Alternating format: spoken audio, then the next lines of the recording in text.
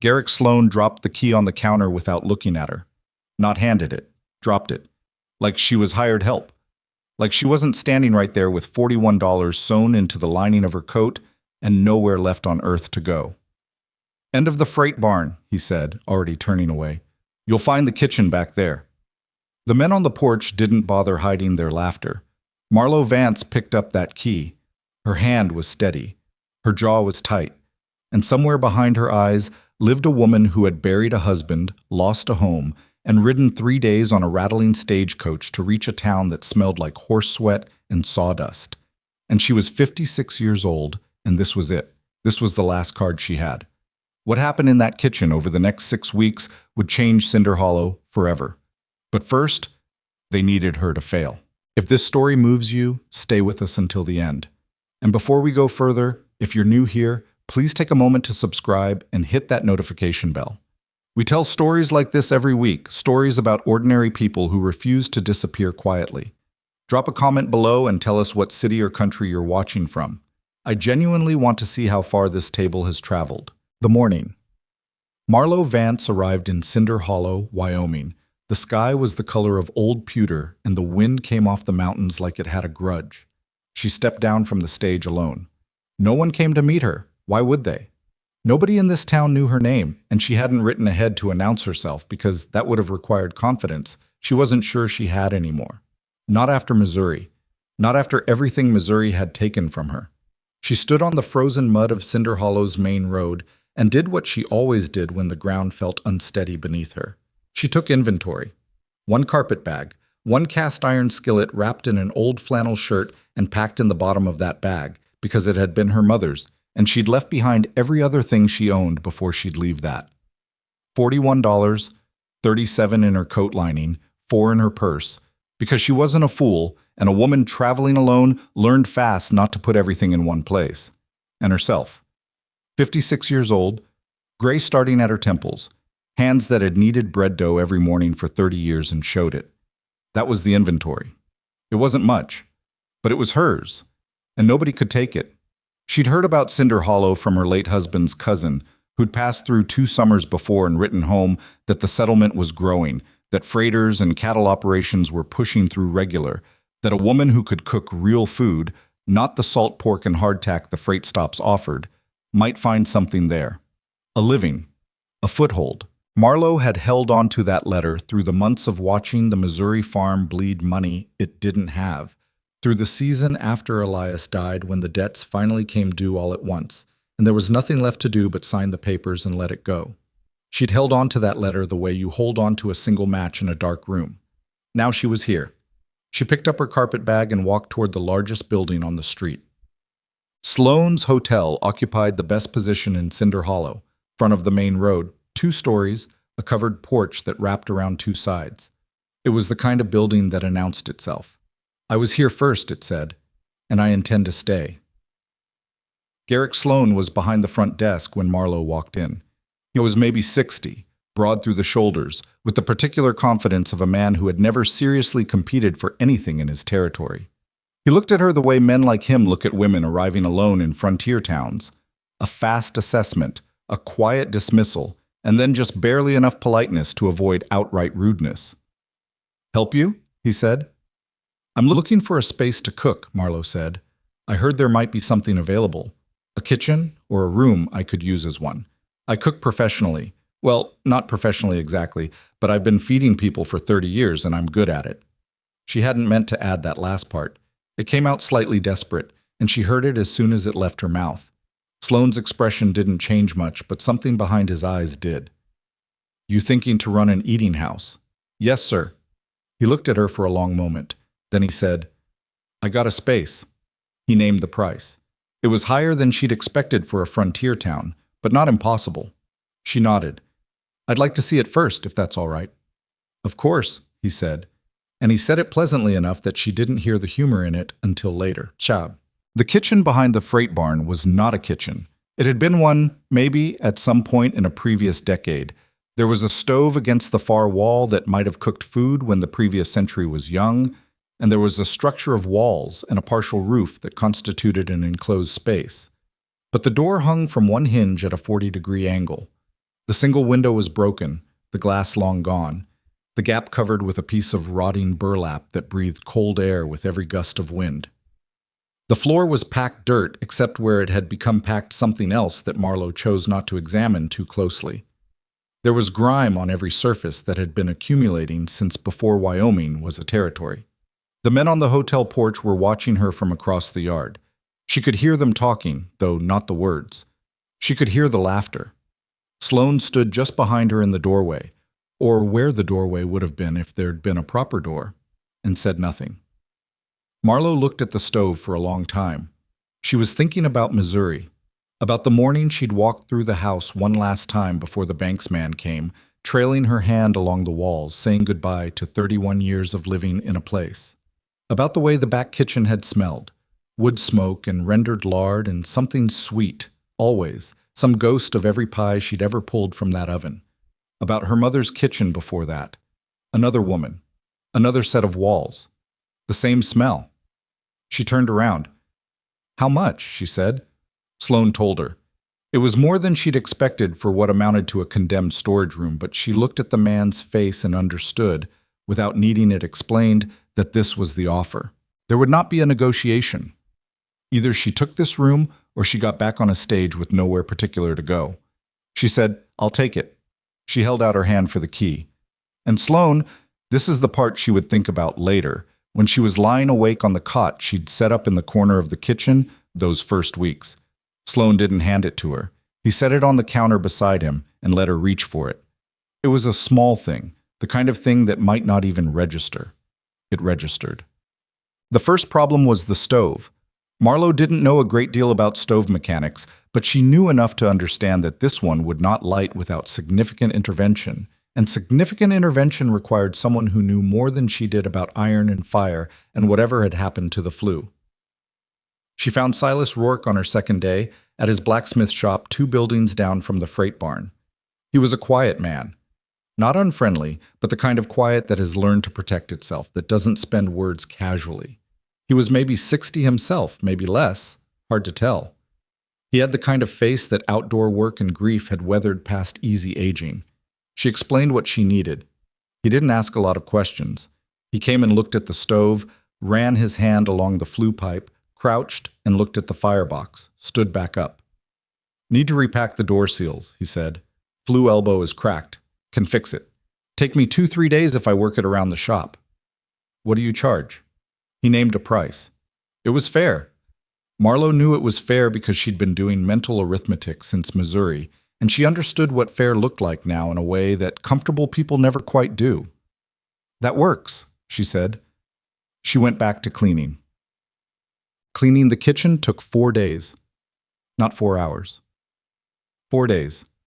She hauled water from the pump behind the freight barn until her shoulders ached in ways she hadn't felt since she was 30 and doing a full harvest season's washing. She scrubbed the walls with a brush she bought from Calder Wynn's general store, and she scrubbed them again, and she came back the next morning and found that the walls had dried to reveal more grime underneath, and she started again. The broken window she covered with a piece of oilcloth she found in the freight barn's discard pile, after asking the freight manager if she could have it. He'd looked at her like the question surprised him, and then said, "Yes, go ahead, it's just rubbish." The door she couldn't fix herself. She propped it closed as best she could and hung a horse blanket across the inside of the frame against the cold. Silas came by on the evening of the second day, not to work on the stove yet, but apparently just to check on things.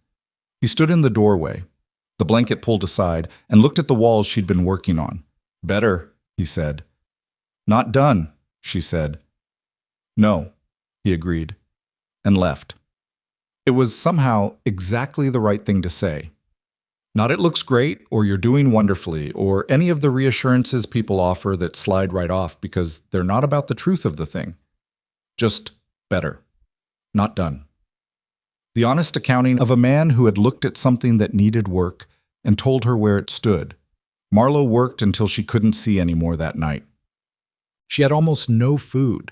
This was the central problem. More urgent than the door or the window or the grime. She could feed herself on very little. She'd learned that in the lean years, the years after Elias first got sick, and before they understood how sick, when she'd stretched a ham bone into 4 days of soup, and called it creative cooking because calling it poverty was too heavy to carry. But she couldn't build an eating house on a bone and determination. She spent $11 at Calder Wynn's store, and she spent it carefully. Flour, dried beans, a small quantity of coffee, cornmeal, a piece of salt pork, 3 pounds of the cheapest beef, which was not cheap, onions, which kept, potatoes, same, 2 dozen eggs. Calder Wynn watched her purchases with a careful neutrality that she'd come to recognize in store owners. The expression that was doing the math, calculating whether this customer was going to be a regular or a loss. I was a middle-aged man with a careful manner, the kind of man who had learned not to make enemies in a town where one man owned the hotel and controlled who stayed and who left. She paid cash. She noted the change with precision. What she had left would not survive another major purchase. The stove needed to work. Silas finished the repairs on a Thursday afternoon. He didn't make ceremony of it. He repacked the door seals with a material he'd made himself, replaced the cracked flue elbow with a new fabricated piece, cleared a bird's nest from somewhere in the upper section that Marlowe hadn't known was there, and stood back. "Try it," he said. She'd had wood ready for 2 days. She built the fire with the particular care of a woman who was very much aware that this was not practice. This was the actual thing, and if the stove didn't draft properly, then she had a serious problem that went beyond inconvenience into something she couldn't quite name yet but could feel in the back of her throat. The fire caught. The draw came up through the flue. The iron began to warm with that particular tick-tick-tick sound of expansion that she had heard in her sleep for 30 years. She put her hand an inch above the stovetop. Heat. Real heat. She didn't cry. She was not by nature a crier. But she felt something release in her chest that had been clenched tight since Missouri, maybe longer, and she had to turn away from Silas for a moment and look at the far wall until it passed. "Thank you," she said when she turned back. He nodded. He put on his hat and went to leave, then paused. "What are you going to cook first?" he asked. She'd already decided. She'd been deciding for days. "Beef stew," she said. "Dumplings. Apple pie, if the apples hold." He nodded again, the same slow way. "That'll travel," he said. She didn't understand what he meant until later. She had no sign. She'd thought about this more than she'd thought about the window or the door, because the sign was the thing that would say, "This is real, this is a business, you are invited." And she'd run up against the hard truth that signs cost money, and money was the one resource she was shortest on. So she made a different calculation. The stove would be her sign. She woke at 4 in the morning on that first day of actual cooking, and she built the fire before dawn and she started the stew. Real stew, with the beef cut properly, browning in hot fat before the liquid went in, with onions and the potatoes and a little sage. And she made the dumpling dough and set it to rest, and she started the pie crust, and she let the kitchen fill with the kind of smell that bypasses the thinking mind entirely and goes straight to wherever hunger lives. Cinder Hollow's morning smelled like cold air and horse and the particular sharpness of dried manure and frost. It was not a place that smelled like food, not real food, not the kind of food that made you stop walking and turn your head and follow the thread of it without quite deciding to. By 8 in the morning, she had a man standing in her blanket-draped doorway. He was large, red-faced from cold, wearing the clothes of a freighter, someone who spent his life on a wagon box in all weather, someone whose back hurt all the time, and whose food for the past however many weeks had been salt pork and whatever the road stops offered, which was the same thing with slightly different dirt. His name was Lars Brenner, as she'd learn later. He was 44 years old and had been driving freight routes through Wyoming for 11 years. He stood in the doorway and sniffed like an animal scenting for danger, except this was the opposite of danger. "You cooking in there?" he said. "Yes," said Marlowe. "To sell?" "Yes." "How much?" She'd priced it in her head already. She named the figure. He came in. He didn't say a word through most of it. He sat at the table. The rough things she'd assembled from discarded freight doors, 2 of them edge to edge across 2 sawhorses, and she set the stew before him, and he ate the way men eat when they've been eating badly for too long, with a kind of concentrated focus, like the food deserved the attention. She brought the dumplings. She brought coffee, real coffee, not the boiled mud approximation that the road stops offered. He ate the pie. When he was done, he sat for a while without saying anything. Then he said, "My wife used to cook something like this." Marlowe said, "Used to?" "She died," he said, 5 years ago. She didn't say she was sorry because sometimes sorry isn't what the statement is asking for. She said, "Is there more you'd like?" He looked up. His eyes were tired in the way that men's eyes get when they've been spending too long in their own company, rattling around inside their own thoughts on an empty road. "No," he said. "No, I'm good." He reached into his pocket and paid her. He tipped more than the bill. He stood up and put on his hat. Then he said, "Next time I come through, I'm going to bring some of the boys from the other wagons, if that's all right." "It's all right," said Marlowe. "They don't know what they're missing," he said. "Men out here. They forget what a real meal tastes like. They eat enough to not be hungry, and that's as far as it goes." He was quiet for a moment. "This," he said, and gestured at the empty bowl. "This is something else." He left. Marlowe stood in her kitchen for a moment after the blanket fell back across the doorway and listened to the sound of her own fire, and thought about the fact that she had $11.30 left to her name, and she had just served her first meal in Cinder Hollow and been paid for it, and a man had promised to come back. She turned back to the stove. She had prep to do for tomorrow. Well, she didn't sleep well those first weeks. This wasn't new. She'd stopped sleeping well somewhere in the middle of the years of watching Elias decline. The way the mind gets trained to stay partially awake and watchful, ready for sounds that mean something is wrong. The habit had outlasted its necessity, and she'd carried it into widowhood and across 2 states into Wyoming. But in Cinder Hollow, there was a new reason for the sleeplessness: the cold. The kitchen had no sleeping quarters. She'd set up a cot in the corner, tucked close to the stove for warmth, and banked the fire at night so it would hold through until morning. But the blanket door breathed cold air all night, and the oilcloth window let in a draft at the seams, and there were sounds from the freight barn, horses shifting, something living in the walls that she'd decided not to investigate, that kept her surface alert. She lay on the cot some nights thinking about things she'd told herself she was done thinking about. Elias. The farm. Her daughter in St. Louis, who had offered her room and board in that particular tone that meant, "Please don't, Mama. We have the children and the house is small." She hadn't taken the offer because she understood that she was 56 years old, and if she moved into her daughter's spare room to be quietly managed for the remainder of her life, she would be dead within a year. Not from anything dramatic, but from the slow suffocation of becoming invisible. Better Wyoming. Better this broken-down kitchen and this blanket door and this cold. Better a chance. She'd tell herself this until she almost believed it, and then she'd hear the wind come off the mountain and believe it completely. Lars Brenner came back 11 days later. He brought 3 men with him. They filed through the blanket door with the bashful awkwardness of men who don't quite know how to behave indoors. Not in a rude way, but in the way of people who've spent so long in the open that enclosed spaces require some relearning. Marlowe had been cooking since before dawn. She had beef and potato soup, she had fried salt pork with cornmeal mush, she had the last of the dried apples turned into a sauce that was sweet and sharp at the same time and made the mush taste like something a person might actually want. The men sat. She served.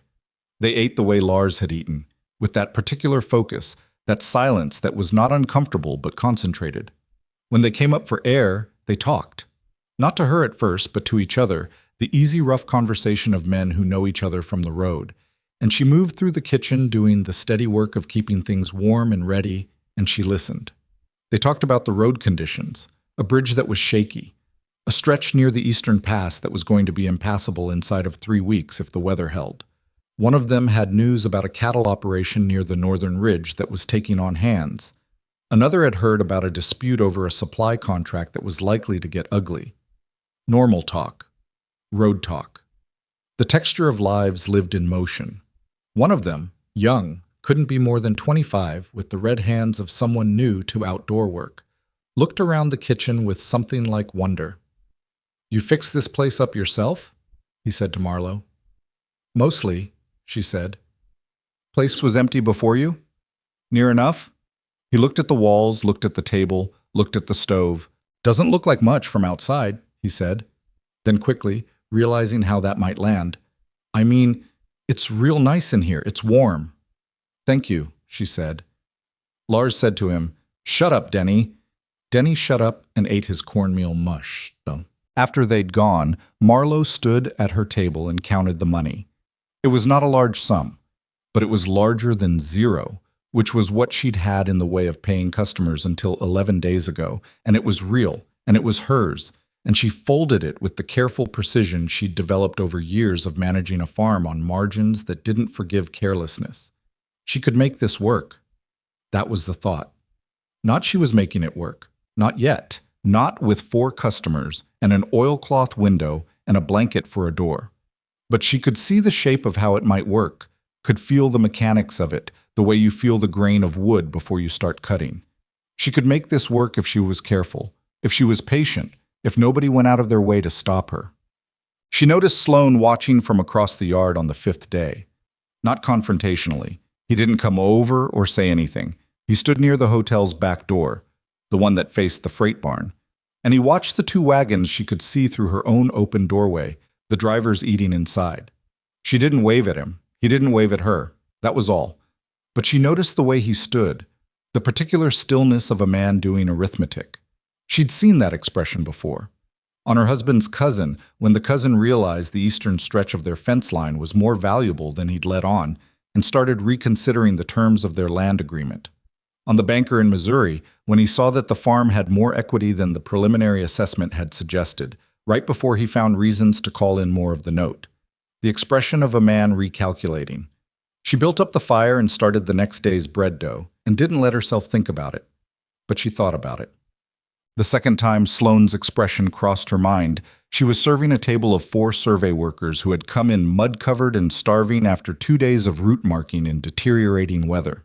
She'd put together a meal that was mostly beans and ham hock and cornbread and coffee, and they were eating it like it was the finest thing they'd ever tasted, because they were cold and had been eating badly, and sometimes that's all it takes. One of them, older, the one who seemed to be in charge, looked up from his bowl and said, "How long you been here, ma'am?" 3 weeks, she said. He looked around. "You do all this yourself?" "With help from the blacksmith down the road." He nodded. He looked thoughtful. "You know Sloane's hotel charges near double what you charge for a meal that isn't half as good," he said. She said, "I wouldn't know about that." "Well," he said, returning to his beans, "we'll be through here twice more this season at least. We'll know where to come." After they left, she sat down at the table for the first time all day and rested. Her feet hurt. Her back hurt. Her hands were chapped from the cold water and the constant work. She was 56 years old, and she'd been sleeping badly and working long days in a room that was not properly sealed against a Wyoming fall. And she was tired in the particular deep way that is not resolved by sleep, but only by the slow accumulation of days that go somewhat right. Today had gone somewhat right. She made herself notice that. She was still sitting there when Silas came by, the way he'd taken to doing at the end of his working day. Not with any announced purpose, but just stopping in, standing in the doorway, asking in his economical way how the day had gone. She told him about the survey workers. He listened. Then, "How's the flour holding?" "Getting low," she said. "Need to go back to Wynn's in the next few days." He nodded. He looked at the stove. Then he said, "You should know there's been talk." She looked at him. "At the hotel," he said. "Sloane's been talking to people." "What kind of talking?" Silas was quiet for a moment in that way he had. Not avoidance, but the careful selection of words that would be accurate. "The kind that's about business," he said finally. "About who goes where." Marlowe was quiet. "Thank you," she said.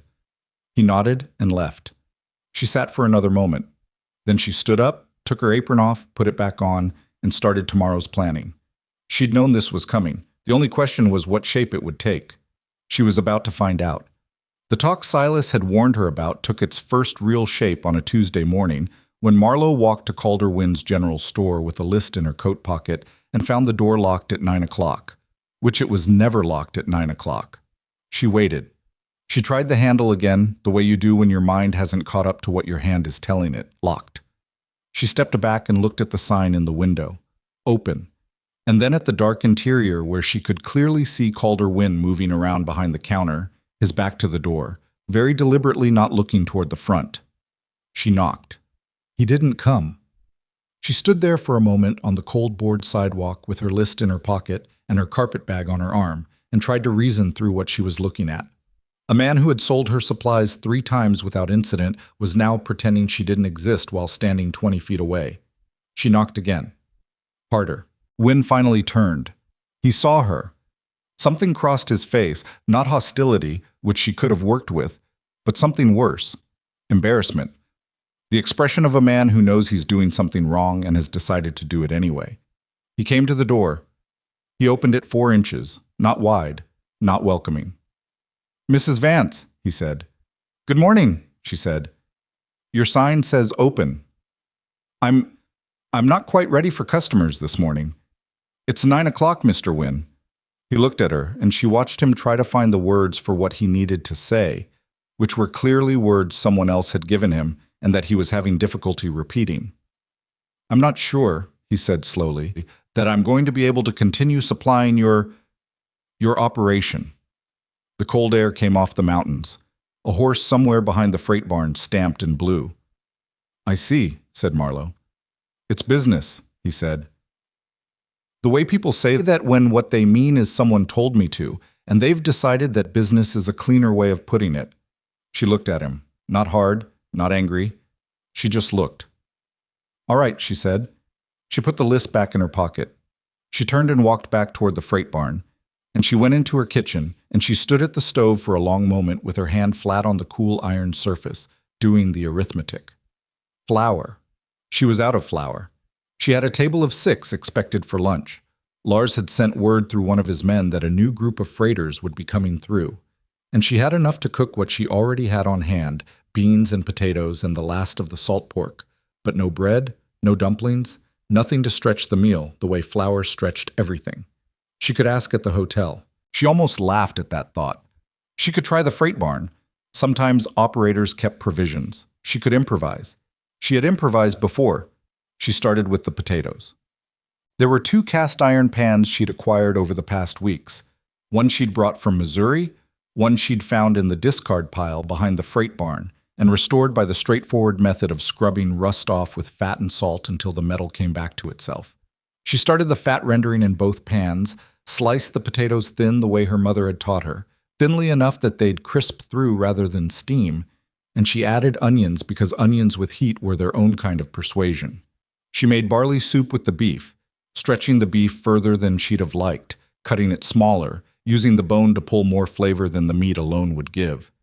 She'd cooked through leaner seasons than this in Missouri when the harvest was bad and you fed a family on what the garden and the smokehouse had left, and she'd learned in those seasons that food cooked with attention tasted better than food cooked with plenty and carelessness. The pudding she made from eggs and molasses and the cornmeal she had, sweetened with the last of a small supply of dried apples she'd been rationing. It wasn't a grand dessert. It was the kind of thing women made when they had more skill than ingredients, which was the condition under which most of the world's best food had ever been created. The 6 freighters came at noon. She served them potato cakes, golden and crisp from the cast iron, with the barley soup and cornbread she'd managed with the small amount of cornmeal and the molasses pudding to finish. They ate every bit of it. The one who was clearly the group's talker, a heavy-set man named Gibbs, who had opinions about everything and wasn't shy about sharing them, put his spoon down after the pudding and said, "That's the best meal I've had in 3 months." "Thank you," said Marlowe. "What's in the pudding?" "Cornmeal and molasses and eggs and a little apple." He looked at her. "That's all? That's all?" He shook his head with the expression of a man who has been given information he can't quite reconcile with his experience. Then he reached into his coat. "Whatever you normally charge," he said, "add 10 cents, for the trouble of not telling us what you didn't have." She thought about refusing it. Then she thought about the flour situation and took it. After they'd gone, she sat down and thought about Wynn, and thought about what Silas had told her about Sloane's talking, and thought about the locked door and the embarrassed expression on Wynn's face, and she assembled the picture the way you assemble any picture when you only have some of the pieces. Sloane had gotten to Wynn. How didn't matter right now. What mattered was that she needed supplies, and Wynn was, for the moment, unavailable, and she had to find another way. The other way turned out to be a freighter named Dobbins, who made runs between Cinder Hollow and a supply depot 40 miles south, and who, it emerged over the course of a conversation one evening, was capable of bringing provisions on his return trips if given a list and a deposit. This cost more than Wynn's store. The convenience tax on having things brought rather than buying them yourself was real and would cut into her margins in ways she'd have to account for. She gave Dobbins a list and a deposit and said, 3 days? 4, he said. The road's bad past the southern ridge. 4 then, she said. 4 days meant managing on what she had and what she could improvise. She'd done that before. She'd do it now. What she was not going to do, and she felt this with a clarity that was almost physical, a kind of bedrock certainty that came from somewhere below thought, was let Garrick Sloane see her scramble. She was not going to close for even 1 day. She was not going to turn away customers. She was not going to give any indication to any person in Cinder Hollow that anything had interrupted the regular operation of her kitchen. She woke the next morning before 4 and started cooking. Silas came by that evening as usual. She told him about Wynn. He listened. He was leaning against the wall near the door. He never sat without being invited to, which she'd noticed and respected, and he listened with that attentive stillness of his. When she finished, he said, Wynn owes Sloane money, on his building loan. She hadn't known that. So Sloane called it in, she said. Not the money, the pressure. Told him who he could and couldn't supply, probably. Wynn's not a bad man, he just can't afford to say no, she said. Right. She thought about this. Is there anyone else Sloane has that kind of hold on? Silas was quiet for a moment, in the way of a man doing inventory. Most of the town, some degree or another, he said finally. He's been here 9 years. 9 years, he's the only real business. You need something in Cinder Hollow, you deal with Sloane, or you do without. Until now, she said. Silas looked at her. A small expression crossed his face. Not quite a smile, but something adjacent to it, something like recognition. Until now, he agreed. She poured him coffee. He took it. He stayed another half hour, not saying much, just being there in the particular companionable way of two people who have both spent some time in their own company and know how to share a room without filling it up with noise. When he left, Marlowe stood at the stove and thought about 9 years. 9 years of Sloane being the only option. 9 years of Cinder Hollow organizing itself around one man's ownership of the only hotel, the only proper dining room, the primary place where a traveler could sleep or eat in bad weather. She thought about what Gibbs the freighter had said. The best meal I've had in 3 months. Sloane's hotel was 30 feet away from where she was standing. She picked up her skillet and started the next morning's prep. On the 22nd day, Lars Brenner came back as he'd promised, and he brought 7 men. 7 men was more than she'd had at once before. Her table, the freight door table, sat 6 comfortably and 8 if nobody objected to their elbows touching, and she'd been considering for 2 weeks what she would do when the day came that she had more people than surface, which she'd known would come. She'd added a second table. It was rough. Boards over barrels draped with a piece of canvas she'd gotten from Dobbins in exchange for a pie. But it was flat, and it held bowls, and that was what mattered. The 7 men came in and arranged themselves, and she fed them chicken and dumplings. She'd gotten chicken from an elderly woman named Maud Fenwick, who kept birds on a small property east of town, and who'd sold Marlowe half a dozen at a fair price, and looked curiously at the kitchen when she delivered them. You cooking in here? Maud had said, looking at the walls, the stove, the rough tables. Yes, ma'am, said Marlowe. Maud had looked for another moment with an expression Marlowe couldn't fully read. Then she'd said, Those birds need about an hour and a half at a good simmer if you want them to fall right. And left. The chicken fell right. The dumplings were the kind that puffed up properly in the steam and stayed that way, and with the broth and the biscuits she'd made from Dobbins' first delivery of flour, she'd near kissed the flour sack when it arrived, which was not a thing she'd admit to anyone. It was, she thought honestly, one of the better meals she'd put out. Lars ate 2 bowls. After, when the others were still finishing and the room was full of that good dense noise of people eating and talking, Lars came to the part of the kitchen where she was working and said quietly, You ought to know. There's been talk. She turned to look at him.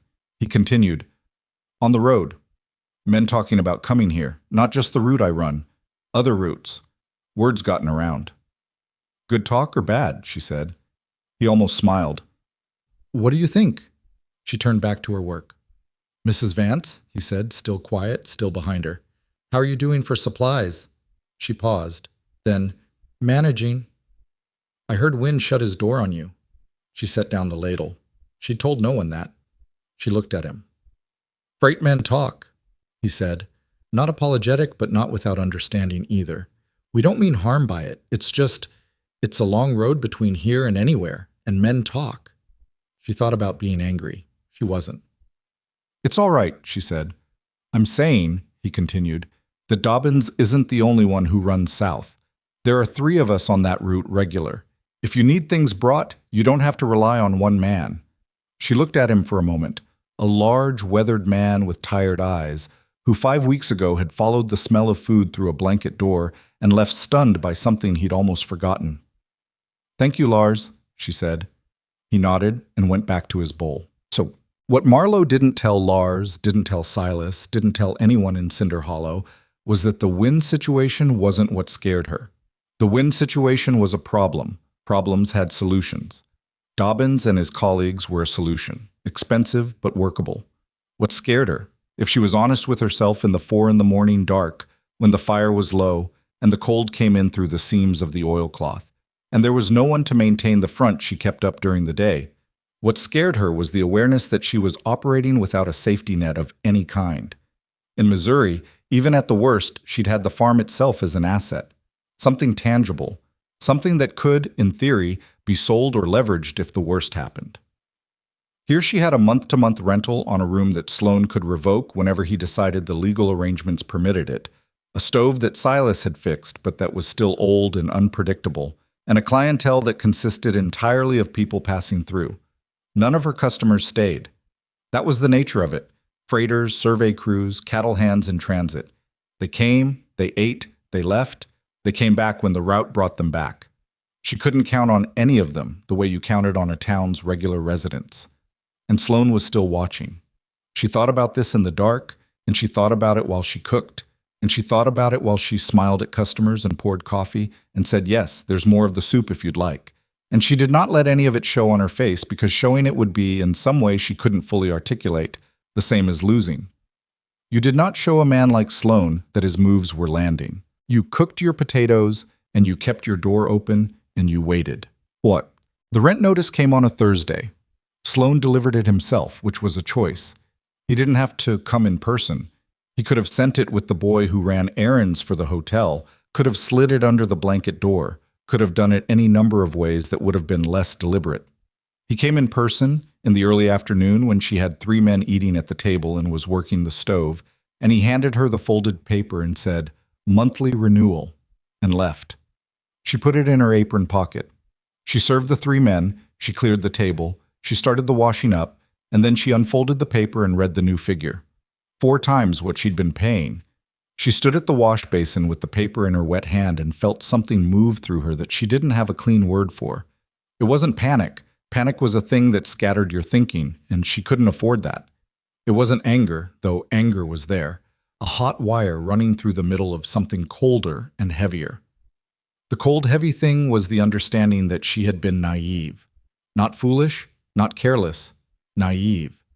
She'd understood that Sloan was watching her with the eyes of a man recalculating. She'd understood that the wind situation was pressure. What she hadn't fully reckoned with was the simple arithmetic of a man with more resources than she had and no particular reason to fight fair. 4 times the rent would eat everything she'd built in the past 5 weeks. More than everything, it would require her to either raise her prices substantially, which might drive away the customers she'd worked so hard to win, or operate at a loss, which was just slow ruin instead of fast ruin. She dried her hands. She folded the paper. She put it back in her pocket. Then she went out to find Silas. I was at the forge when she arrived, working on something she didn't stop to identify, and he looked up when she came in and read something in her face immediately. Not that she'd let the distress show exactly, but Silas had a way of reading the things underneath the surface, perhaps from long practice at watching the world with more attention than he spent talking about it. He set down his tools. She handed him the paper. He read it. His expression didn't change, but she'd been around him long enough now to see what stillness looked like when it was covering something, which was a different stillness than his natural quiet. He handed it back. Can you pay it? He said. Not and keep the operation running the way it needs to run. I'd have to cut so deep into provisions that the food would suffer, and if the food suffers, she stopped. He understood. So no, he said. Not really. He was quiet for a moment. There's a provision in Wyoming territory rental law, he said, and she looked at him surprised because that was not what she'd expected him to know about. That governs rate increases on commercial properties. He can raise it, but there are limits, and 48 hours notice isn't one of them. He's required to give 30 days. She stared at him. I read, he said, with a slight defensiveness that was the closest thing to humor she'd heard from him yet. 30 days, she said. 30 days. You could fight it. Not necessarily win, because Sloan has more resources for a legal dispute than you do. But you'd have the 30 days at minimum. She thought about this. 30 days was something. 30 days was enough to, what, save more money? Find a different arrangement? She didn't know yet. What would you do? She said. He looked at her for a moment with a directness that was unusual for him. Pay it, he said. She blinked. Don't fight him on the rent, Silas said. That's the fight he wants. He raises the rent, you protest. He goes to the local magistrate who he's been buying drinks for 9 years. You lose, you're out. That's the plan. He paused. Pay it. Don't give him the fight he's ready for. Pay 4 times the rent. Temporarily, he said. It'll hurt, but it hurts less than losing the space entirely. She looked at the forge, the banked fire, the tools on the wall. She thought about 34 years of feeding people in lean seasons. She thought about the bar of rendered fat she stretched into 6 weeks of cooking in the winter of '81, when the crops had come in thin, and she'd fed a household on inventiveness and sheer stubbornness. He thinks 4 times the rent will finish me, she said. Yes, said Silas. So I pay it and don't finish. He didn't smile, but something shifted in his expression that was warm in the way of a fire seen from a distance. Right, he said.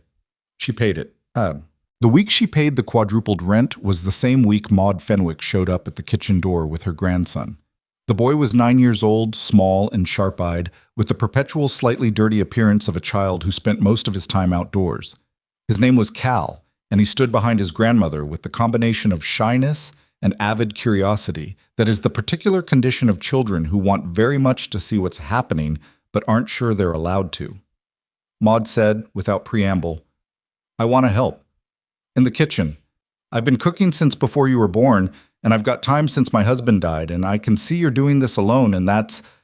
She paused, choosing the word. Difficult. Marlowe looked at her. I can't pay much, she said. I'm not asking for much, said Maud. I've got chickens. I'll bring them at a fair price. You give me a few hours of work in the morning and something to do besides sit in that house.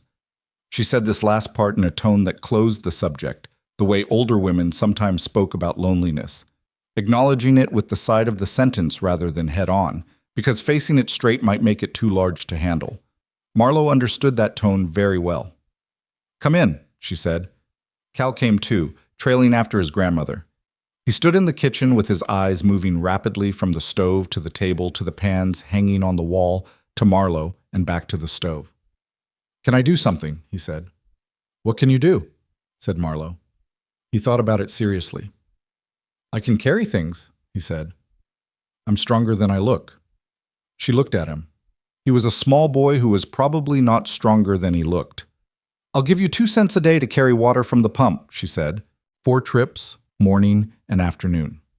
His face did the thing that 9-year-old faces do when something good happens that they were hoping for but didn't entirely expect. Okay, he said, with a dignity that was almost comically adult. Maud caught Marlowe's eye over the boy's head, and something passed between them, some understanding of the kind that women of a certain age sometimes arrive at quickly, without needing the long route of explanation. Start tomorrow, said Marlowe. The morning. Marlowe arrived in Cinder Hollow. She had been alone in the specific way of a woman with no anchor, no husband, no home, no foothold, moving through the world with the awful lightness of someone who has been freed from everything, including the things that kept her standing. 6 weeks later, she woke at 4 in the morning, and the kitchen was different. It smelled like her cooking, like the particular combination of wood smoke and rendered fat, and the herbs she'd hung from the ceiling beam to dry. There were 2 tables instead of 1. There was a boy who would come in 2 hours to haul water, and who had taken to greeting the stove each morning like it was a person he knew. There was Maud, whose hands moved through dough with the confidence of 50 years of practice, who worked without needing instruction, who sometimes sang something low and wordless when she thought no one was listening. And the numbers. Marlowe did the numbers every night, not because she enjoyed the arithmetic, but because she'd learned the hard way that the numbers were the one thing that would tell her the truth when everything else was opinion. The rent increase had taken a significant bite, and the margins on each meal were thinner than she'd like, and Dobbin's delivery fee was a cost she hadn't anticipated being permanent.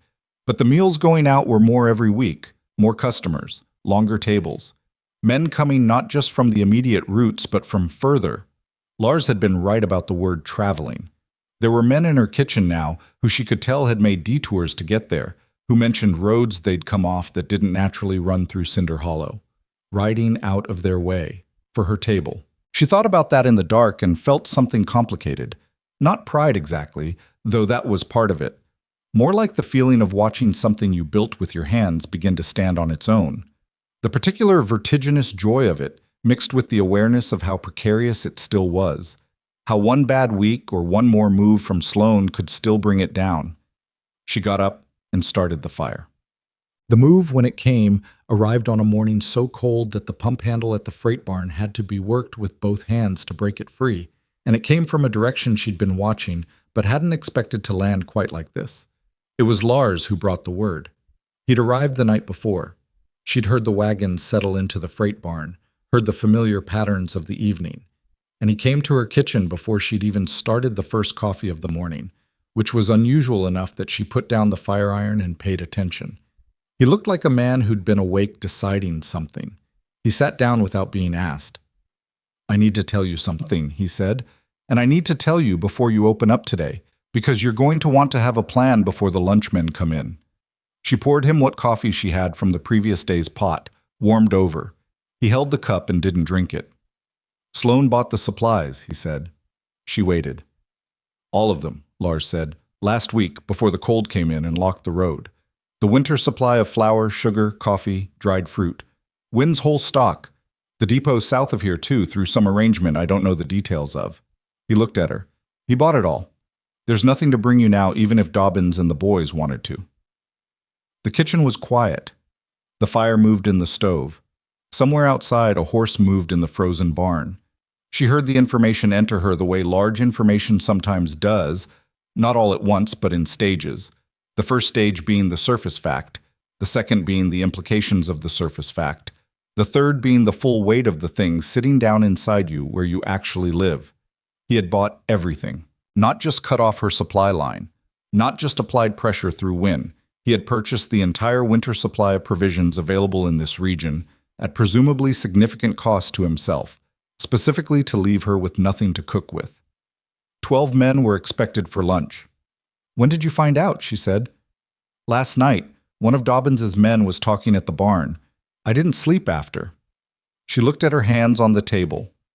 56 years old, $11 left, no flour, no sugar, no coffee, no dried fruit, and 12 men expected in 5 hours who were going to be hungry after a night in a cold freight barn. Lars was watching her.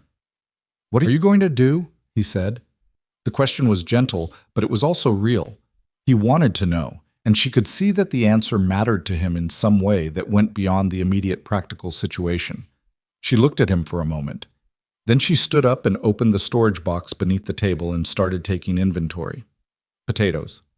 She had potatoes. Onions, still good. 3 dozen eggs Maud had brought 2 days ago. Barley she'd bought in a bulk quantity weeks before, more than she'd needed at the time, but she'd gotten a good price. Salt pork. Not much, but some. Molasses, half a jug. The last cornmeal. Beef bone from 2 days ago, good for a stock.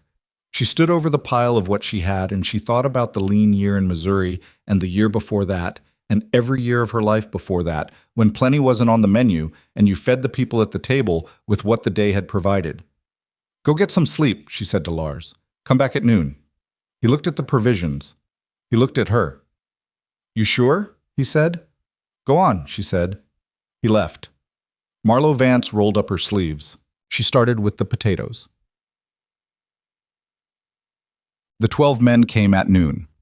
The way 12 men always came, all at once, loud and cold and smelling of animals and road, filling the kitchen with the noise and mass of them, squeezing onto the boards and barrels table, and the freight door table, and one improvised arrangement of a plank across 2 stools that Cal had set up without being asked. Maud was already working when they arrived. She'd appeared at 7 that morning, looked at the situation, looked at Marlowe, and rolled up her own sleeves without a word spoken. Marlowe put out potato and onion cakes, crisp from the cast iron, golden and solid, the kind of thing that when it's made right you forget it's simple. She put out the barley soup, thick, the beef bone giving it depth that the lack of actual beef partially disguised, the onions and the salt pork doing the rest. She put out cornbread, the last of the cornmeal made into something that came out right, because she knew the texture to look for and didn't rush it.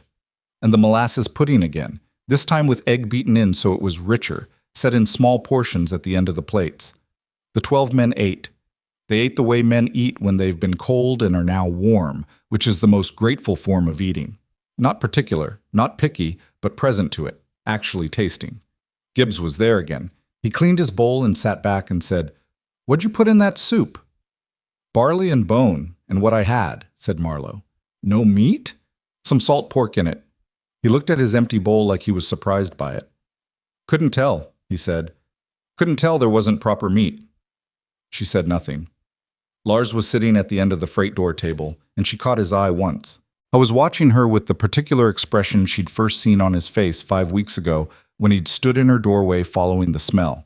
Something between astonishment and relief, as though he'd been unsure she was real and was still checking. After the men had finished and the noise had settled into the comfortable low register of satisfied people in a warm room, Gibbs said, loud enough for the table, "I heard Sloan bought up all the supplies in the region, so there ain't nothing to bring in." The room got a little quieter. "I heard that too," said another man. "Heard it was to shut down this place," said Gibbs. He wasn't being careful with his volume. Several men looked at Marlowe. She was at the stove.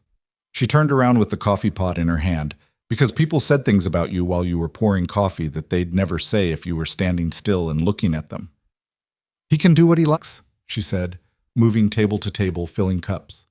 "What he did," said Gibbs, "is dirty."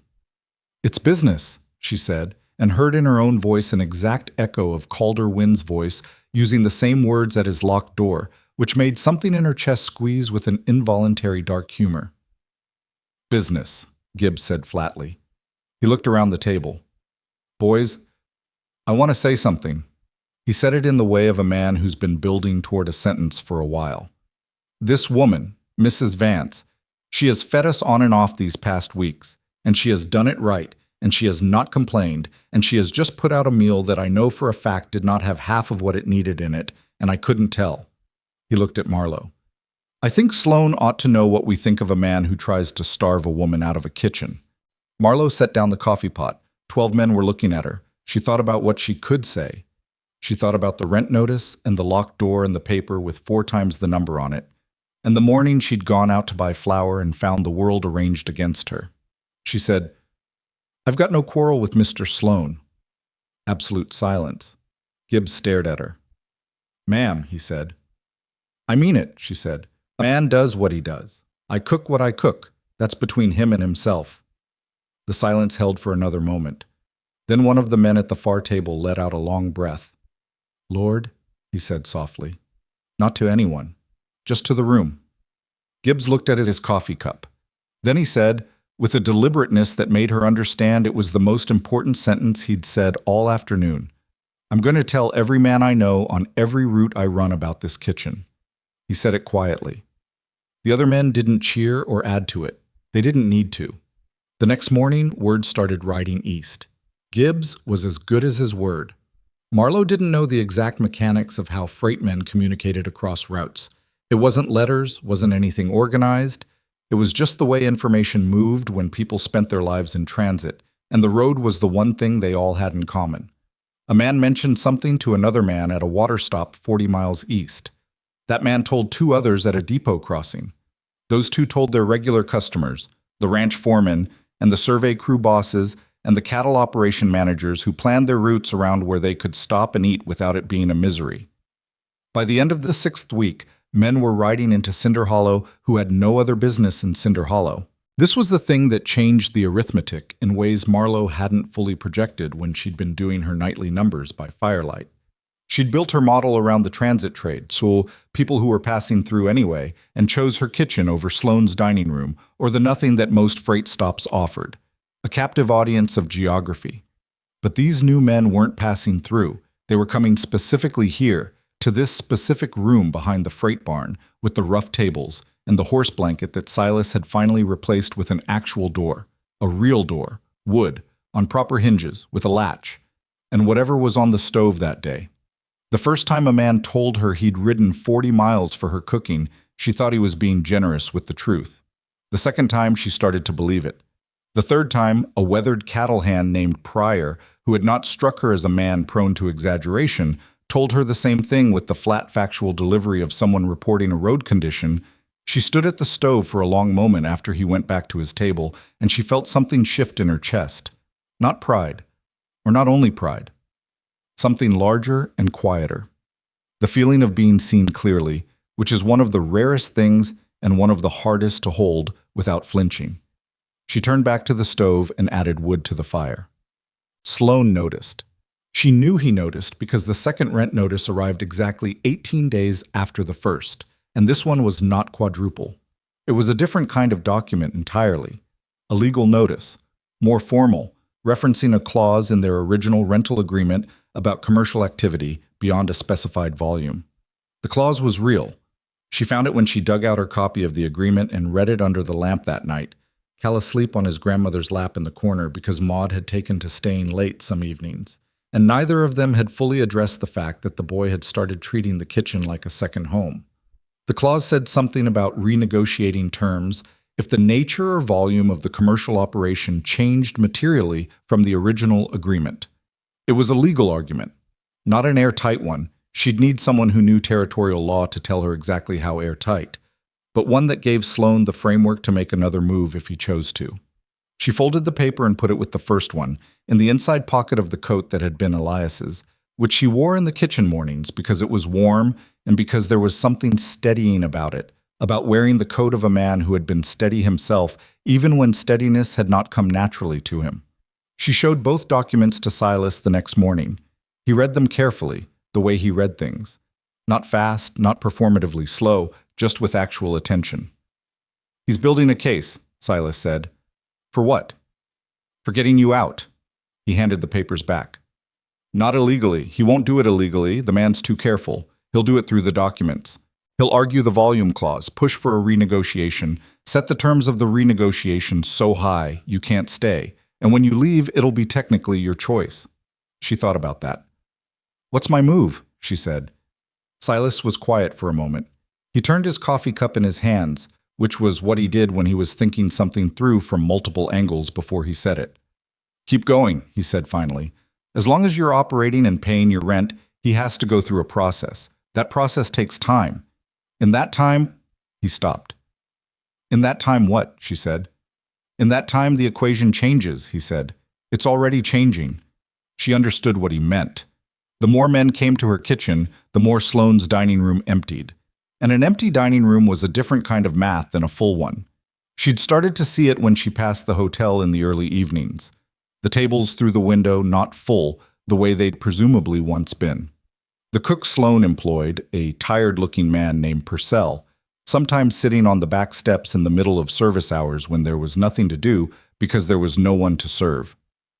"He can't afford a long legal process either," she said. "No," said Silas. "He can't." She put the papers back in the coat pocket. "All right," she said. She went back to work. What happened in the kitchen over the next 2 weeks was not dramatic in any single moment. It was dramatic the way a tide is dramatic, the accumulation of small movements that adds up to something you can't ignore. Maud came every morning now without it being formally arranged. She brought eggs, she brought chickens when she had them, and she brought the specific value of a woman who had been cooking for 50 years, and who did not require instruction in the basics, and could therefore be given a task: start the barley, keep an eye on the pudding, and trusted to execute it without supervision. This freed Marlowe from the constant subdivision of her attention that solo cooking required, the way you had to keep 7 things in your head at once and move between them like a woman on a very small stage. Cal hauled water in the mornings before school, there being a makeshift school of sorts that met 3 days a week in a room above the freight office, and came back in the afternoon to help with whatever needed helping. He was a child who was constitutionally incapable of being still, which in a kitchen was sometimes maddening and sometimes exactly what you needed. He learned fast. Marlowe found herself teaching him things without deciding to teach him: how to tell when the fat was the right temperature, how to test bread for doneness, why you salted the water before the pasta went in. Small instructions that he absorbed with the specific attention of a child who understands he is being trusted with real knowledge rather than kept busy. One afternoon he asked her carefully if he could try making the cornbread. She handed him the bowl and told him the measurements and stepped back. He made it. It was slightly dense on one side where the heat wasn't even, but it was real cornbread, and it tasted like cornbread. And he looked at the pan coming out of the oven with an expression she recognized because she'd seen it on her own children's faces 30 years ago. "It's good," she told him. And it was. He put it on the table without saying anything, but she noticed he stood a little straighter for the rest of the afternoon. Meanwhile, Sloane's hotel continued its quiet decline. She heard it in pieces, from the freighters who stayed at the hotel because she didn't have rooms, from Silas, who occasionally had business with men who knew the hotel's operations, from Maud, who had lived in Cinder Hollow for 12 years and had eyes that missed very little. Purcell, the hotel cook, had quit. Marlowe heard this from Cal, who had heard it from 2 men at the hotel who'd been expecting lunch and found a cold kitchen. Sloane had apparently been unable to agree with Purcell on terms. The specific nature of the disagreement remained various depending on who was telling it, and Purcell had left on a stage heading south. Without a cook, the hotel was serving cold food, cheese and crackers, bread from Wynn's store when Wynn had it, the kind of food that fulfilled the technical definition of a meal without resembling the spirit of one. The men who stayed at the hotel came to Marlowe's kitchen for breakfast, lunch, and dinner. She served them without comment. She was feeding Sloane's customers. This was not lost on her, and she assumed it was not lost on Sloane. She tried to imagine how that felt from where he stood, watching from his hotel windows as the men he'd charged for rooms walked across the yard to eat at the kitchen he'd deliberately given her to get rid of her. And she found she couldn't quite get there. She could imagine the arithmetic of it. The emotion of it was harder. She wasn't sure she needed to understand it. She just needed to keep cooking. The morning the storm came, she knew it was coming before it arrived. She'd grown up in Missouri and spent 30 years watching weather cross open land, and there was a particular quality to the light on that morning, a flatness, a kind of held breath in the sky, that she'd learned to read. She sent Cal home after the morning water run, over his protests, and she told Maud to go home and see to her birds before the afternoon, and she stocked the stove with enough wood to run through the night and started cooking in quantity. Soup that would hold, bread that would keep, a pot of beans cooked long and slow with the ham bone and the last of the dried pepper, because beans kept better than most things, and you could eat them cold, and they were still food. The storm hit at midday. It hit the way Wyoming storms hit in early winter, not gradually, not with warning beyond that first flat light, but decisively, as though the sky had been waiting for permission and then moved all at once. The wind came first, hard enough to rattle her new door on its hinges, and then the snow, horizontal, mean, the kind that found the gaps in your walls and introduced itself. By mid-afternoon, the road into Cinder Hollow was gone under white. She had 9 men stranded in the freight barn. They came to the kitchen in 2 waves, the first 4 almost immediately, stomping snow off their boots in her doorway, looking slightly stunned by the speed of the change, and then 5 more an hour later who'd been sheltering in the barn proper and decided the smell of something cooking was better than cold company. She fed them. All 9. She had enough because she'd started cooking with this in mind 8 hours ago when she'd read the light. Lars was among them. He'd arrived the previous evening on a run that now wasn't going anywhere for at least a day. He sat at the freight door table with the others and ate the bean soup with the bread. And he looked, Marlowe thought, more tired than she'd seen him. Not physically tired, the other kind. She didn't ask about it while other people were there. Later, after the others had drifted back to the barn to find their sleeping arrangements, Lars stayed. He helped without being asked, stacking the empty bowls, refilling the wood box from the pile she kept inside. Ordinary things that someone familiar with a kitchen did naturally. She let him. When the kitchen was quiet and the storm was loud and the fire was banked for the long night, she poured 2 cups of coffee and put one in front of the empty chair across from where she stood. He sat down. They were quiet for a moment with the storm doing all the talking. Then he said, "Sloane's sick." She looked up. "Heard it from the man who stocks his wood," Lars said. "Feverish. Been sick 2 days. He's got nobody over there except—" He stopped. "There's nobody. The staff that's left is mostly gone for the storm. Man who stocks the wood only came because he lives close. Said Sloane's in the main room. Hasn't eaten properly in 2 days." Marlowe held her coffee cup. Outside, the wind hit the wall hard enough to feel it in the floor. She thought about Garrick Sloane. She thought about the key dropped on the counter without looking at her. The 4 times rent notice. The flour and sugar and coffee and dried fruit bought up to leave her with nothing to cook with. She thought about the legal document sitting in Elias's coat pocket, the one being built piece by piece into a mechanism to remove her from a room she'd spent 6 weeks making into something. She thought about what Gibbs had said, that Sloane deserved it. She thought about the part of herself that agreed. Lars was watching her. She put down the cup. She went to the storage box and took out a crock, earthenware, sturdy, the kind that held heat. She put the chicken broth on. She kept a pot going most days now, building it with bones and scraps. And she let it come up to a good rolling heat. "What are you doing?" Lars said. "Cooking," she said. "Marlowe." He said her first name carefully, like he was aware it was the first time. "You don't owe that man anything." "No," she said. "I don't." She ladled the broth into the crock. She cut 2 thick slices of bread. She wrapped an apple in a cloth. She found the small pot of honey on the shelf. "He tried to destroy you," Lars said. Not angry, just stating. "I know," she said. She was gathering these things into the basket with the methodical efficiency of a woman who has made decisions and is now executing them. She wasn't second-guessing herself. She wasn't being noble about it in any way that felt like performance. She was doing what she'd decided to do, and the deciding had already happened somewhere in the 4 seconds between Lars saying he's sick and her standing up. "Why?" Lars said. She stopped for a moment. The fire moved in the stove. The storm shook the walls. In the corner, a log settled with a crack. "He's hungry," she said. "People who are hungry get fed. That's what this kitchen is." He looked at her for a long time. She put on Elias's coat. The walk to the hotel was 40 feet in good weather. In the storm, it took longer because she had to lean into the wind and keep the basket close to her body. And twice the gusts were strong enough that she stopped moving until they passed. The cold hit her face with the specific meanness of winter air moving fast. And by the time she reached the hotel's front porch, her cheeks had gone to that deep ache that meant genuine cold rather than just discomfort. She knocked. Nothing for a moment. Then the sound of movement inside. Slow movement, the movement of a man who is not well and knows it. The door opened. Garrick Sloane stood in the doorway of his own hotel, and he did not look like the man who had dropped a key on a counter without looking at her. He looked like a man who had been sick for 2 days and hadn't been eating and hadn't slept well and was, underneath all of it, frightened. Not dramatically frightened, not the kind of fear that announces itself, but the quiet fear of a man alone in a big, empty building in a storm, with no one around and a body that isn't cooperating. He looked at her. He looked at the basket. He said, "What are you doing here?" It wasn't quite a question. "I heard you were sick," she said. "I brought food." He stared at her.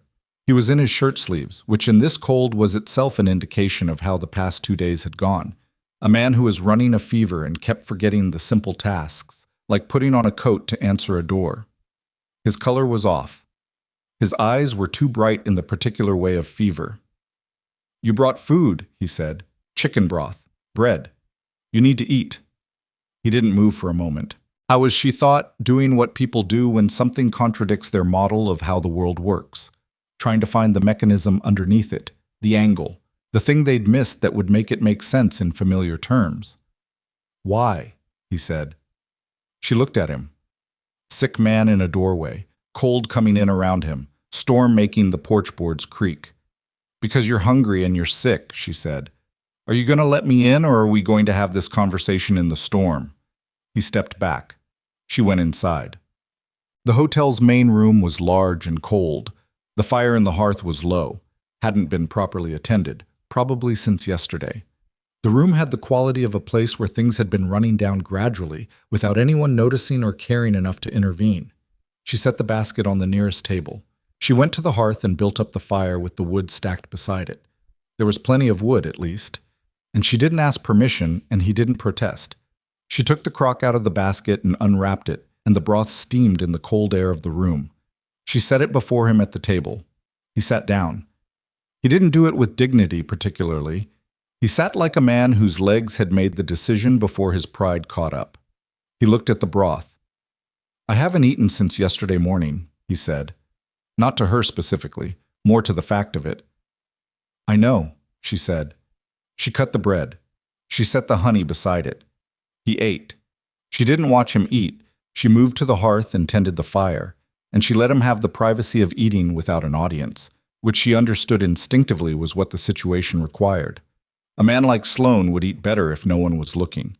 He ate slowly at first, the way people with diminished appetite eat, carefully, almost testing, then faster. When half the broth was gone, he put down the spoon and said without preamble, I raised your rent. I know, she said. I bought the flour, the coffee, all of it. I know that too. He was quiet. She came back from the hearth and sat down at the table across from him, not close, not intimate, just present. He looked at her. The fever was in his eyes, but under it she could see the thing that the fever hadn't reached, which was the part of him that understood what was happening in this moment and couldn't quite reconcile it with anything in his experience of the world. I tried to run you out, he said. Yes, she said. And you came here with soup. She looked back at him. That's right. He made a sound that might have been a laugh in a different context. What kind of woman does that? She thought about it for a moment. The kind that decided a long time ago that she wasn't going to let other people's choices determine hers, she said. He was quiet for a while after that. He tore a piece of bread and put honey on it with the slow, deliberate care of a man who is being careful because careful is what he has left. I lost my cook, he said. I heard. The dining room's been empty 3 weeks. He looked at the bread in his hand. I had it full for 9 years. Every night, full. Men needed somewhere to go. I was somewhere to go. She waited. Then you put a blanket over a door and started cooking, he said. And there was something in the way he said it. Not bitterness exactly, or not only bitterness. Something rawer. And 6 weeks later, I'm sitting in an empty dining room and you've got men riding 40 miles to sit at a table made of freight doors. She said nothing. I didn't think you'd last a week, he said. I know, she said. He looked up at her. You knew. I saw your face when you handed me the key. He looked away.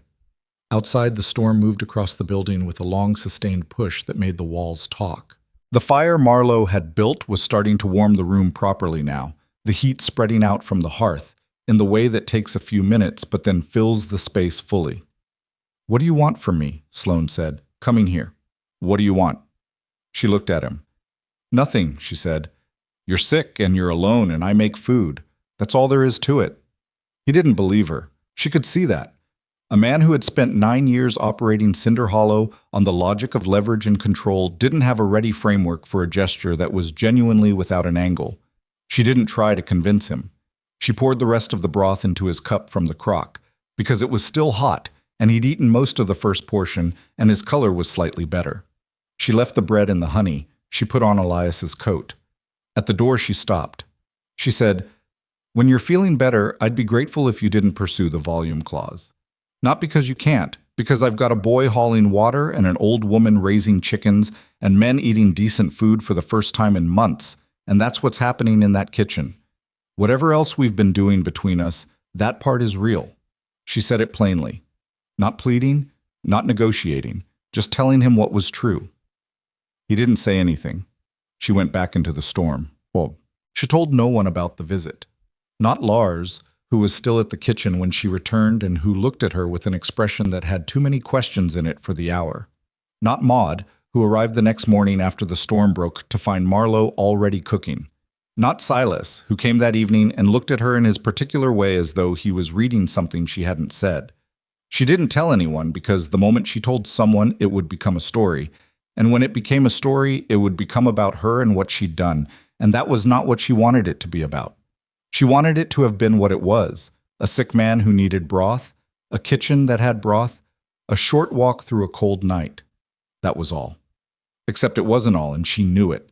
It was the kind of thing that shifted things between two people in ways that couldn't be unshifted. Not because it was sentimental, but because it was plain. It changed what Sloane knew about her, and it changed what she knew about him, specifically the things she'd seen in his face in the doorway of his own hotel. The fear, the aloneness. A powerful man, alone. She'd seen it before. Not often, not spectacularly, but she'd seen it. The particular hollowness of people who've spent years accumulating control and then one day look around and find they've purchased compliance instead of company. She didn't have sympathy for the strategies Sloane had used. She had something else, something harder to name, a recognition of the condition maybe, the understanding of what it cost to sit in a big empty building in a winter storm with no one coming. She knew what it cost because she knew the alternative. Her kitchen in a storm had 9 men in it. 3 days after the storm broke, Calder Wind came to her door. He came in the morning, before the lunch trade, and he stood in the doorway with his hat in his hands and the expression of a man who has been building toward a conversation for some time and has finally decided he can't put it off any longer. She let him in. He sat at the table. She poured coffee. He looked around the kitchen, at the walls she'd scrubbed to something approaching clean, at the pans on their hooks, at the 2 tables and the stove going, and Cal in the corner sorting dried beans with the focused intensity he brought to small tasks. "I owe you an apology," Wind said. She waited. "When Sloane told me not to supply you, I knew it was wrong." He turned the hat in his hands. "He had the building note, and I couldn't—" He stopped. "That's not—" He stopped again. She watched him struggle with the difference between an explanation and an excuse, which was the struggle of a man who was trying to be honest. "It was wrong," he said, finally landing on the simpler version. "I should have stood up to him." She drank her coffee. "The note," she said. "The building loan he held over you." He looked up. "Is it still in his hand?" she said. "I've been making payments. He's—" Wynne paused. "Since he got sick, I haven't heard from him, about the terms, about any of it. It's been quiet." She nodded slowly. "I'd like to supply you going forward," Wynne said. "Fair prices, no conditions." She looked at him. He was a middle-aged man who was not brave and knew it, and was trying to do something about it in the limited way available to people who are not brave. One decision at a time, after the fact of the failure, imperfect and late and genuinely meant. She understood that. She'd made decisions like that herself. "All right," she said. "I'll have a list for you by end of week." He exhaled. Something went out of him that had been held tight. "Thank you," he said. "Mr. Wynne," she said. He looked at her. "Next time stand up sooner. Not for me, just— It's easier that way. The longer you wait, the harder it gets." He nodded. He looked like a man receiving medicine he knew he needed. He put on his hat and left. Cal had been very quiet during this conversation. When the door closed, he said to his handful of sorted beans, "Was that an apology?" "Yes," said Marlowe. "Did you forgive him?" She thought about the word forgive and what it meant in practice versus what it meant in theory. "I let him start over," she said. "That's different." Cal considered this with the serious attention he gave to things he was filing away. "Okay," he said, and went back to the beans. Chet. Silas came to the kitchen on a Thursday the way he'd been coming most Thursdays for weeks now, and he came in the door, the real door he'd built and hung, the one that opened and closed properly with a satisfying click of the latch. And he stood in the warmth of the kitchen and looked around at Maud, at the dough board and Cal carrying the bucket in from the pump, and Marlowe at the stove with 2 pans going and the lunch table set for 8, and his face did the thing it sometimes did in moments like this. Not quite an expression, but not nothing either. A held kind of attention. He sat at the corner of the freight door table where he always sat. She brought him coffee. He said, "Something's different." She looked at him. "With you," he said. He was looking at her steadily, The way he looked at the work he was doing at the forge when he was trying to understand where the metal was and what it needed. She turned back to the stove. "Storm's been and gone," she said. "That's not it." She was quiet for a moment. She adjusted the heat under the pan, moved the spoon through the soup, did the ordinary tasks. "I went to see Sloane," she said, "during the storm." She heard him go still behind her. "He was sick and alone," she said. "I know he was sick," Silas said. His voice was careful. "I brought him broth and bread." The kitchen made its sounds, the fire, the boiling water, Cal's boots on the floor. "How did he take that?" Silas said. "He didn't understand it," she said. "He kept asking why." "What did you tell him?" She turned around. "That he was hungry," she said. Silas looked at her for a long moment. Not with judgment, not with admiration, with the kind of recognition that passes between two people who understand each other at a level that is somewhat underneath words. He picked up his coffee. He said, "The volume clause document." "What about it?" "He withdrew it," Silas said. She stared at him. "Sent a letter to the territorial office this morning. I heard it from the freight clerk who saw him on the road." He looked at his cup. "The process is dropped. No legal challenge to your operation." The kitchen was quiet for a moment. Not the full silence that falls when something enormous happens, but the smaller quiet of something settling, like a structure that has been braced against a force, and the force has eased, and the bracing is still there but no longer fully needed, and the whole thing takes a breath. Marlowe turned back to the stove. "All right," she said. "That's all?" Silas said. "What else should it be?" He was quiet. Then, "Most people would feel something about that." "I feel things about it," she said. "I'm also making soup for 8 men who'll be here in an hour." She heard the sound he made then. Small, almost involuntary. The closest thing to a laugh she'd heard from Silas Rourke in 6 weeks of knowing him. She kept cooking. The fire held. Outside, Cinder Hollow went about its day under a pale winter sky that was clearing from the west, the storm gone east and the light coming back thin and cold and real, the way light came back in Wyoming after a storm. Not soft, not forgiving, but honest. The kind of light that showed you the world as it was. And the world as it was, in this particular corner of it, was a kitchen that smelled like broth and bread, with a boy hauling water and an old woman shaping dough and a blacksmith drinking coffee in the corner, and a woman at the stove who had arrived in this town with $41 and a cast iron skillet and a blanket for a door, and who had not moved from the spot she'd chosen. 8 men would come for lunch. There would be enough. There was always enough, if you were willing to work at it and willing to stay. 11 days after the storm, Garrick Sloane came to her kitchen. Not at a busy hour. Not at noon when the tables were full and the room was loud with men eating and talking and the particular communal noise that had become the signature sound of her operation. He came at 8 in the morning, when the breakfast tray had cleared and before the lunch prep was fully underway, when the kitchen was in that brief daily interval of relative quiet. Just Marlowe at the stove working through her planning, Maud at the far end of the dough board, Cal somewhere outside on his second water run. He knocked on the real door. This itself was different. The old Sloane, the Sloane of 6 weeks ago, of rent notices and locked flour supplies and keys dropped on counters, would not have knocked. He would have walked in, or he would have summoned her, or he would have done whatever the transaction required without the courtesy of announcing himself. Knocking was an acknowledgement that this was her space and he was entering it, and the acknowledgement was small, but not nothing. Marlowe opened the door. He looked better than he had in the hotel doorway during the storm. The fever was gone. The color had returned to something closer to normal. But he was not entirely himself. If the man she'd first seen behind the hotel desk had been his entire self. There was something diminished about him that wasn't physical, something that the illness had peeled back and that hadn't fully grown over again. He was carrying a wooden crate. She looked at the crate. He looked at her. "Morning," he said. "Morning," she said. Neither of them said anything for a moment. The fire in the stove ticked and breathed. From somewhere behind the freight barn, a horse moved and stamped. "Can I come?" he said. She stepped back from the door. He came in. He looked around the kitchen the way people looked at it when they hadn't been inside before. Not with the fast assessing glance of a man calculating commercial value, but with something slower, taking it in. The walls she'd scrubbed to something clean and then scrubbed again. The pans on their hooks. The two tables, rough but solid. The stove that Silas had brought back from the dead. The herbs hanging from the ceiling beam to dry.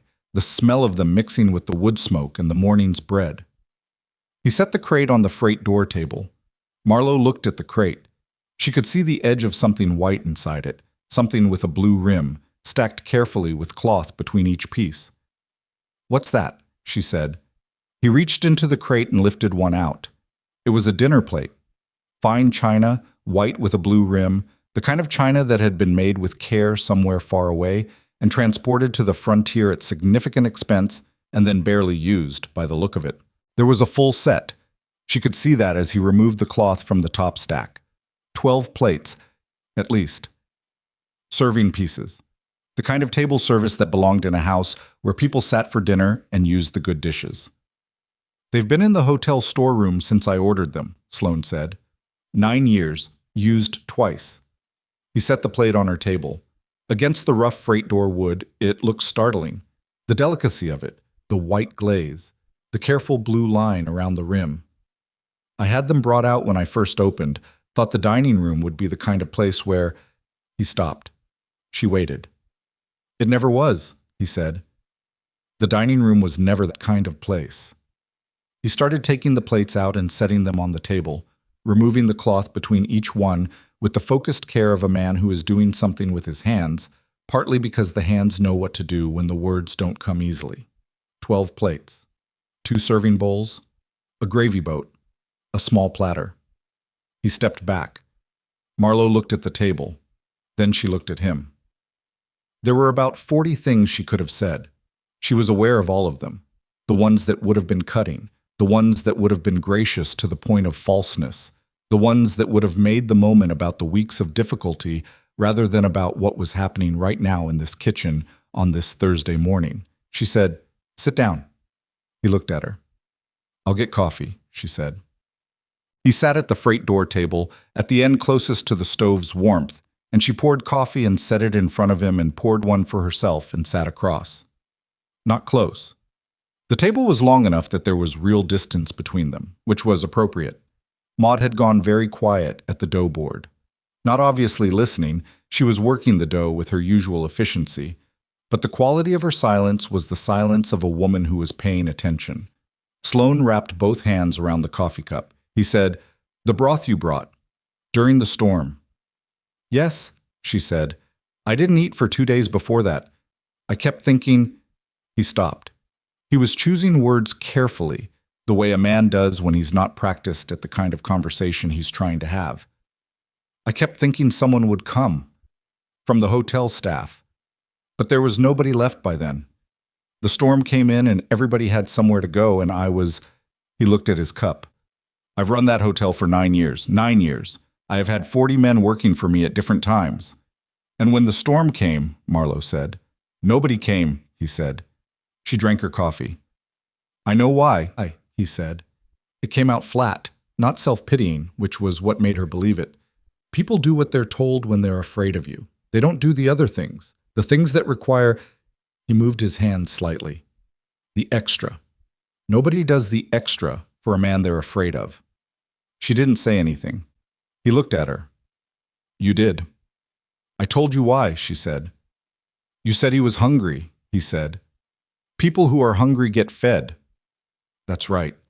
He shook his head slowly, not in disagreement, but in the way of a man trying to absorb a logic that keeps not quite fitting the frameworks he has. "I spent 6 weeks trying to make sure you failed," he said. "I know." "And you brought me soup." "The soup was good that night," she said. "The bone had been going since morning. It would have been a waste not to use it." Something crossed his face, not quite a smile, but something that had been in the same neighborhood once. "Is that really what it was?" "Partly," she said. He was quiet for a moment. "What was the other part?" he said. She thought about it honestly. She owed him honesty. Not sentiment, not performance, but the plain truth of it. "When I got here," she said, "I had $41 and nowhere to go. You gave me the worst room in town because you expected me to leave. And I understood that. I understood it was a calculation, that you had something to protect, and I was a potential threat to it." She paused. I don't have any quarrel with the calculation. What I have a quarrel with is the idea that failing to destroy someone you perceive as a threat is a reasonable way to live. He looked at her steadily. You could have just cooked, he said. Let the competition sort itself. You're right, she said, and so could you. He absorbed that. She watched him absorb it, watched the small shift in his face as the sentence landed where she'd intended it to land. The flour, he said. The flour. He set his cup down. He looked at the white china plates arranged on the rough wood of the table, 12 of them in a row, gleaming in the kitchen light. A table like this deserves better than tin, he said. She looked at the plates. She looked at him. They're beautiful, she said. It was true. They were beautiful, and they had been sitting in a storeroom for 9 years unused because the room they'd been intended for had never become what it was supposed to be, and now here they were on a freight door table in a kitchen that had started as a condemned storage room. There was something in that she didn't try to put words to. Cal came in with the water bucket while Sloane was still sitting there, and he stopped in the doorway and looked at the man at the table with the frank assessing stare of a 9-year-old who has not yet learned to pretend he's not looking at something. You're the hotel man, Cal said. Sloane looked at him. That's right. You tried to make Mrs. Vance leave, Maud said from the dough board. Cal. It's all right, said Marlowe. Cal was still looking at Sloane with that direct child's gaze that had no malice in it, but also no softening. Just observation and the report of the observation. Sloane said to the boy, Yes, I did. Cal considered this. Why? Because I was worried she'd take my business, Sloane said. Did she? A beat. Some of it, Sloane said. Cal nodded. He processed this with the seriousness he brought to new information. Then he carried his water bucket to the storage area and came back to look at the plates on the table. Those are fancy, he said. They're for the kitchen, said Sloane. Cal looked at Marlowe. She nodded. He looked back at the plates. We'll have to be careful, he said. The tin ones don't break. Cal, said Maud. It's practical, he said, not defensive, just explaining. Sloane looked at the boy for a moment. Then he said, You're right, it's practical. And he said it without condescension, just acknowledgement, and Cal registered this and filed it and went to start his morning tasks. After Sloane left, leaving the plates, leaving with a politeness at the door that was not quite an apology but was built from the same material, Marlowe stood at the table and looked at the 12 white plates with the blue rims. Maud came and stood beside her. They looked at the plates. Well, said Maud. Well, said Marlowe, are you going to use them? Marlowe picked one up. It was lighter than the tin plates and more solid at the same time. The paradox of good china, that it was both more delicate and more real. She turned it over. There was a maker's mark on the back, some manufacturer's stamp from somewhere east. Yes, she said. People will break them, Maud said. Men aren't careful. Some will break, Marlowe agreed. She set it back on the table. She had 8 men for lunch. She had a pot of ham and bean soup going, and biscuits in the oven, and apple cake cooling on the shelf that she'd made at 5 this morning, when she'd had the energy for something that required attention. She had Maud and Cal and the stove that Silas had fixed, and the herbs on the ceiling beam and the real door with the latch that clicked. She had 12 white china plates. She went back to the stove. Lars heard about the plates the way news moved through the freight community, through Dobbins, who had it from the freight clerk, who had seen Sloane carrying the crate across the yard that morning.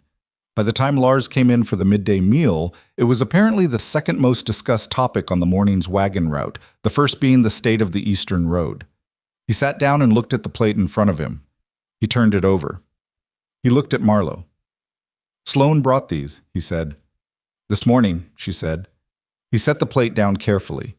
He was a man who was not given to dramatic expressions of emotion, but she'd known him long enough now to read the things underneath the surface ones, and what she read was something like amazement. The amazement of a person watching something unfold that they didn't know was possible. How did that conversation go? He said.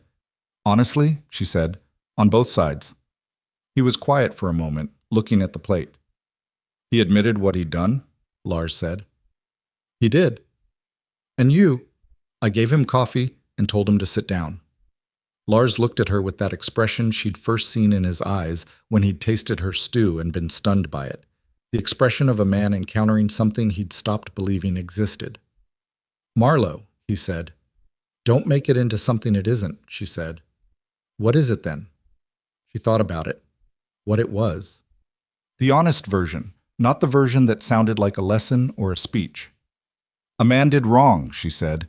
"He had some time alone in a storm to think about it. He came and said so and brought something to say so with. And now we've both got to figure out what comes next." She picked up his bowl and ladled soup into it. "That's what it is." He watched her set the bowl down. "The plates are beautiful," he said finally. "They are," she agreed. "Eat before it gets cold." What came next, in the days after Sloane's visit, was a series of small adjustments that together amounted to something larger than any one of them suggested. The first was the hotel guests. Sloane came to her kitchen, not as a customer, not at a mealtime, on the Saturday after he'd brought the plates, and he stood at the door and said, without apparent difficulty, that he had 3 guests currently staying at the hotel who needed feeding. "My kitchen is still not operational," he said. I haven't found another cook." "Send them over," she said. "I'd pay you for it. At fair rates." She looked at him. "Fair rates," she said. "Yes. Send them." He sent them. 3 men, a land agent, and 2 men whose business she didn't ask about, came to the kitchen that noon and ate chicken soup and biscuits and the apple cake. And they sat at the table with the 6 other men already there, and they ate and they talked and they were part of the room. After that, the hotel guests came regularly. Sloane never made an announcement of it, never posted a sign. But if you stayed at his hotel and you asked about eating, you were directed across the yard. It was not a formal arrangement. It was just what happened, in the quiet way that things become what they become without anyone declaring them. Wynn's supply situation resolved itself over the same period. Wynn came twice a week now with a small wagon, not just responding to her orders, but occasionally showing up with things she hadn't asked for that he thought she might use, extra dried fruit when a shipment came through at a good price, a quantity of cornmeal that would otherwise sit in his storeroom until spring. He was careful and steady about it, in the way of a man working to rebuild something in small, regular increments. She paid him promptly. She didn't make it warm or cold. She made it fair, which was what he'd asked for, and what he needed.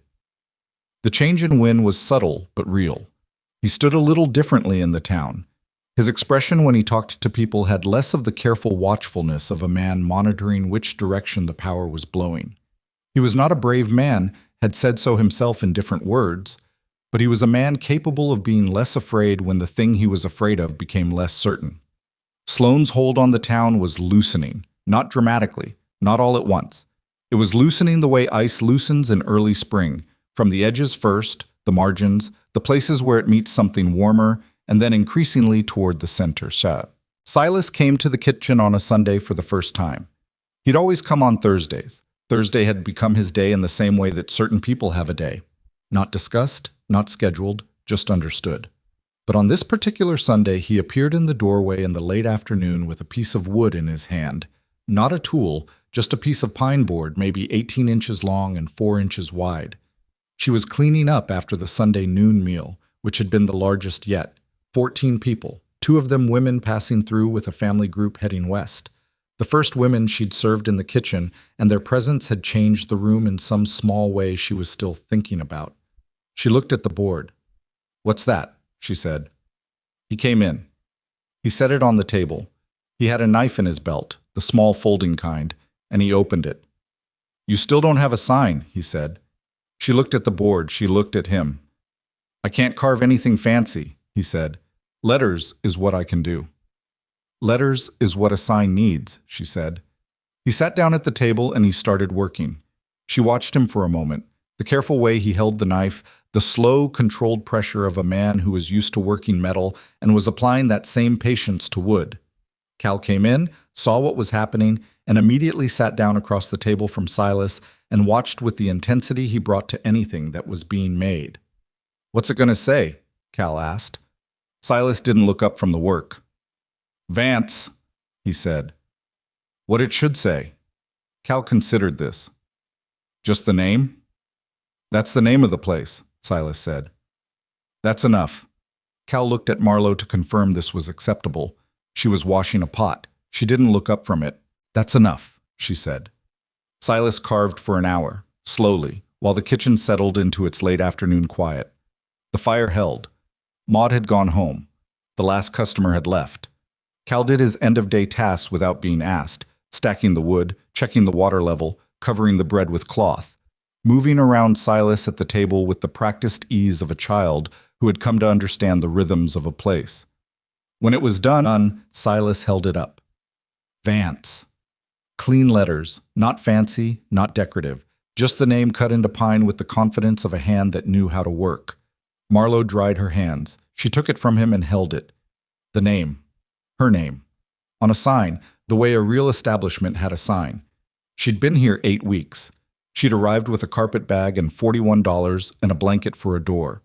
She had 12 white china plates and 2 tables and a cook she hadn't hired exactly, and a boy who called her family without calling her family, who just acted like she was and let the word sort itself out later. She had a name on a board. "Where do you want it?" Silas asked. She looked at the door he'd built. The beam above it, the one he'd put up to replace the rotted original. She looked at it. "Up there," she said. "Above the door." He put it up the next morning with 2 iron nails he'd made himself, hammered clean and straight. Cal held the board while Silas positioned it, and when it was done, Cal stepped back and looked up at it with an expression of property. The look of someone who feels ownership over a thing, not because it belongs to them, but because they helped make it real. Gibbs saw it that same afternoon when he came in for lunch. He stood outside and looked up at it for a moment. Then he came in and sat down and said, "About time, Mutz." The afternoon that changed things between Marlowe and Silas did not feel, while it was happening, like the kind of afternoon that changes things. It was a Wednesday in late winter, the cold still holding but with less certainty. The kind of weather that was starting to argue with itself. Warm hours following cold ones. The ground not quite sure what it was supposed to do. Marlowe had sent Cal home early because there was a lull in the afternoon and he needed to check on his grandmother, who had been moving slowly that week in a way Marlowe had noticed and not said anything about, not wanting to make the boy worry before worry was required. Silas had come in to fix a hinge on the storage cabinet that had been loose for 2 weeks. She'd mentioned it once, in passing, and he had apparently filed it and come back with the right tools when he had time. He was crouched at the cabinet doing the work, and she was at the table going through her supply list, and the kitchen was quiet the way it was rarely quiet anymore. She was thinking about money. Specifically, she was thinking about the space.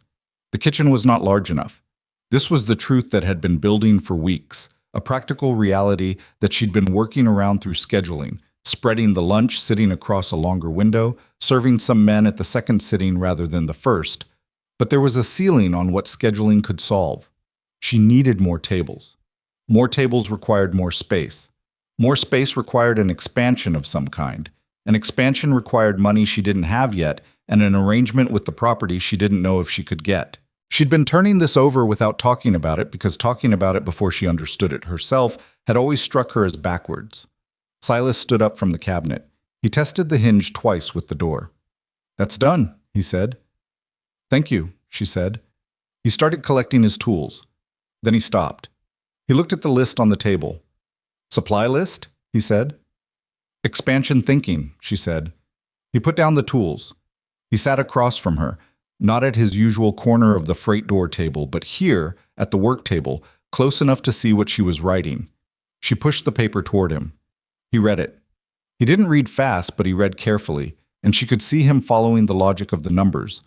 What she was considering, what it would cost, what it would require. "The space next door," he said. It was a storage room currently, attached to the kitchen building, not in use that she could tell. "If Sloan would agree to include it in the rental," she said. Silas was quiet for a moment. "Did you ask him?" he said. "Not yet." "Why not?"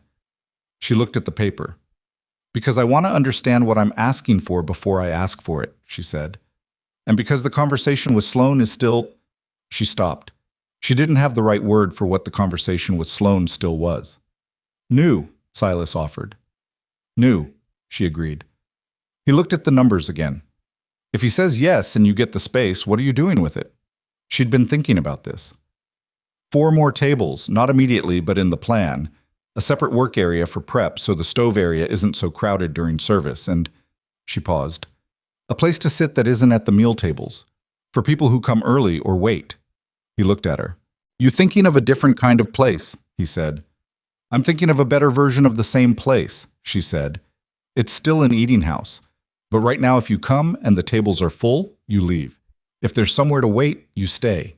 People who stay become regulars. Regulars are what keeps this alive when the freight routes change or a bad season cuts the travel. He looked at the paper for a long moment. Then he said, I could build the tables. She looked at him.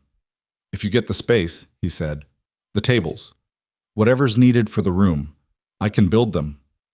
You have your own work, she said. I have slow weeks, he said. The forge doesn't always run full.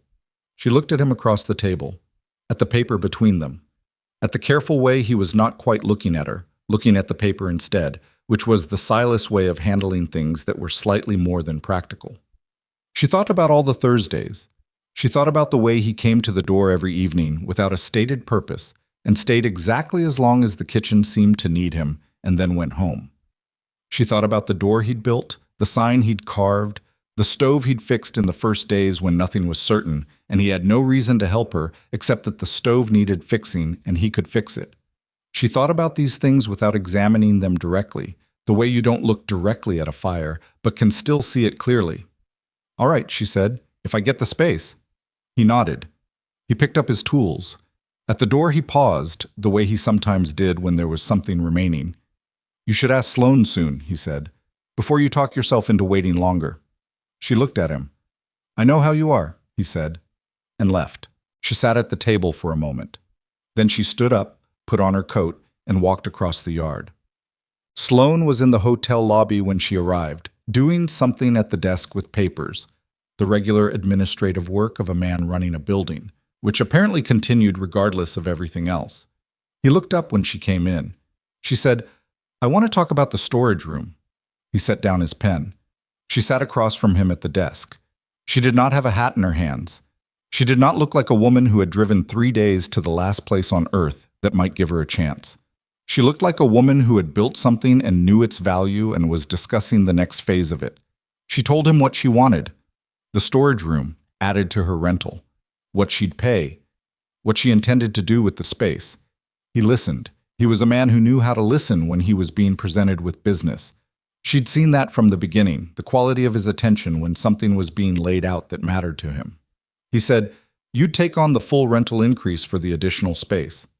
At the current rate per square foot, she said, not the 4 times figure. A small pause. Fair, he said. She waited. He looked at the desk. Not at her. At the desk. At some middle distance where people look when they're thinking something through. There's no lease on that room, he said.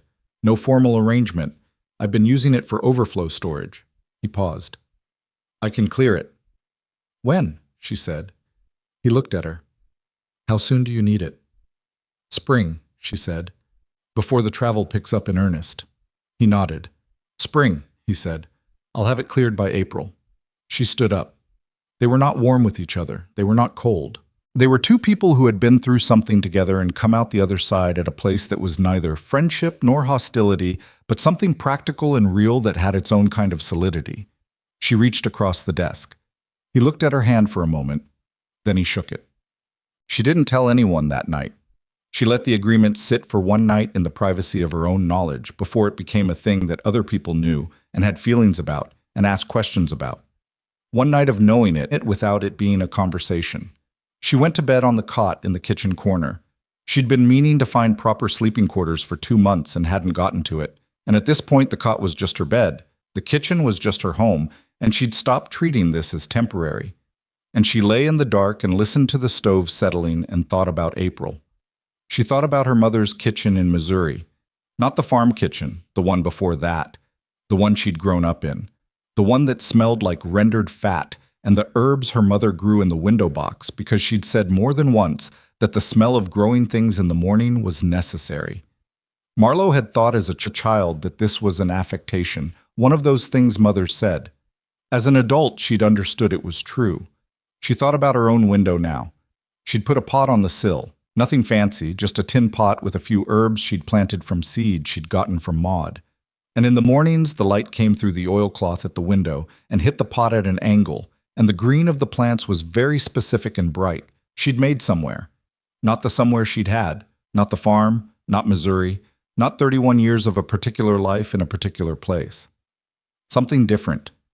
Something she'd built herself, which was a different feeling than inheriting a place or being given one. She lay in the dark and let herself feel it. Then she turned onto her side and went to sleep, because tomorrow was Thursday, and Silas would come in the evening, and she had lunch prep to start at 4, and the new flour from Wynn's needed to be checked for quality before she committed to using it. There was always tomorrow. There was always work. And right now, improbably, in a kitchen behind a freight barn at the end of the road, there was also something to work toward. Silas came on Thursday, the way he always came on Thursdays, and she waited until he had his coffee and was settled in the corner of the freight door table, and the last of the afternoon's customers had gone, and then she said without preamble, Sloane agreed to the storage room. He looked at her. April, she said. He'll have it cleared by April. Silas looked at his coffee cup. He didn't say anything for a moment. Then, that's good, he said. 4 tables, she said. When you're ready. He nodded. The kitchen was quiet. Cal was finishing up his last task of the day, the methodical sound of wood being stacked in the corner. Maud had gone home an hour ago. The fire held. Silas turned his cup in his hands. He said, There's something I've been meaning to say. She looked at him. He was looking at the table, not at the paper, the way he'd done when they'd talked about the expansion. There was no paper now, just the table. And after a moment, her. I come here on Thursdays, he said. You do, she said, and some other evenings. Yes. He was quiet. He was a man who did not waste words, but was, right now, searching for the right ones and finding the search harder than the metalwork that occupied his hands and his patience the other hours of his day. I come because... He stopped. She waited. I like it here, he said. It came out simple. He looked like he knew it was simple, knew it didn't cover everything he was trying to say. She looked at him. He tried again. I've been alone 6 years, he said, since Ellen. And He stopped again. He picked up the coffee cup and set it down without drinking. I don't know how to do this, he said. It was the most direct thing she'd ever heard him say. Do what? She said. He looked at her with some exasperation, the exasperation of a man who has said something fairly clear and is being asked to say it clearer. She understood what he was asking. She'd understood it for some time. She had been, in some deliberate way she hadn't fully examined, letting him find his way to it on his own, because pushing Silas Rourke toward anything was not how things got done. He moved at his own pace, and the pace was slow, and it was also right. I don't know either, she said. He looked at her. How to do it, she said. I'm 56 years old. I buried a husband. I don't know what... She stopped. I haven't thought about it, she said, which was not entirely true, and she suspected he knew it was not entirely true. I've been busy. His mouth moved, the thing adjacent to a smile. You have been busy, he said. I'm still busy, she said. I know. She looked at him. Sundays, she said. You could come on Sundays, in the afternoons, when it's quieter. He was quiet for a moment. All right, he said. She stood up and took both their coffee cups to the wash basin. Behind her, she heard the small sound of him standing, gathering himself to go. The familiar sounds of the end of an evening. At the door, he paused. He always paused. Marlowe, he said. She turned. He looked at her from the doorway. The sign above the door said Vance in his own careful letters. The fire moved in the stove behind her. Thank you, he said, for the Sundays. She nodded. He went out into the dark. She stood in the warm kitchen for a moment. 56 years old, 8 weeks in Wyoming, a borrowed room behind a freight barn that was now, somehow, hers in the ways that mattered. She turned back to the stove. There was bread to prep for morning. April came to Cinder Hollow the way spring came to Wyoming. Not gently, not all at once, but in arguments. A warm day followed by 3 cold ones. Mud that froze overnight and thawed by noon and froze again. The mountains still white above the tree line while the valley floor was trying to remember what green looked like. Sloane cleared the storage room in the first week of April, as he'd said he would. He did it himself, mostly. She saw him through the kitchen window on 2 separate mornings, carrying things out.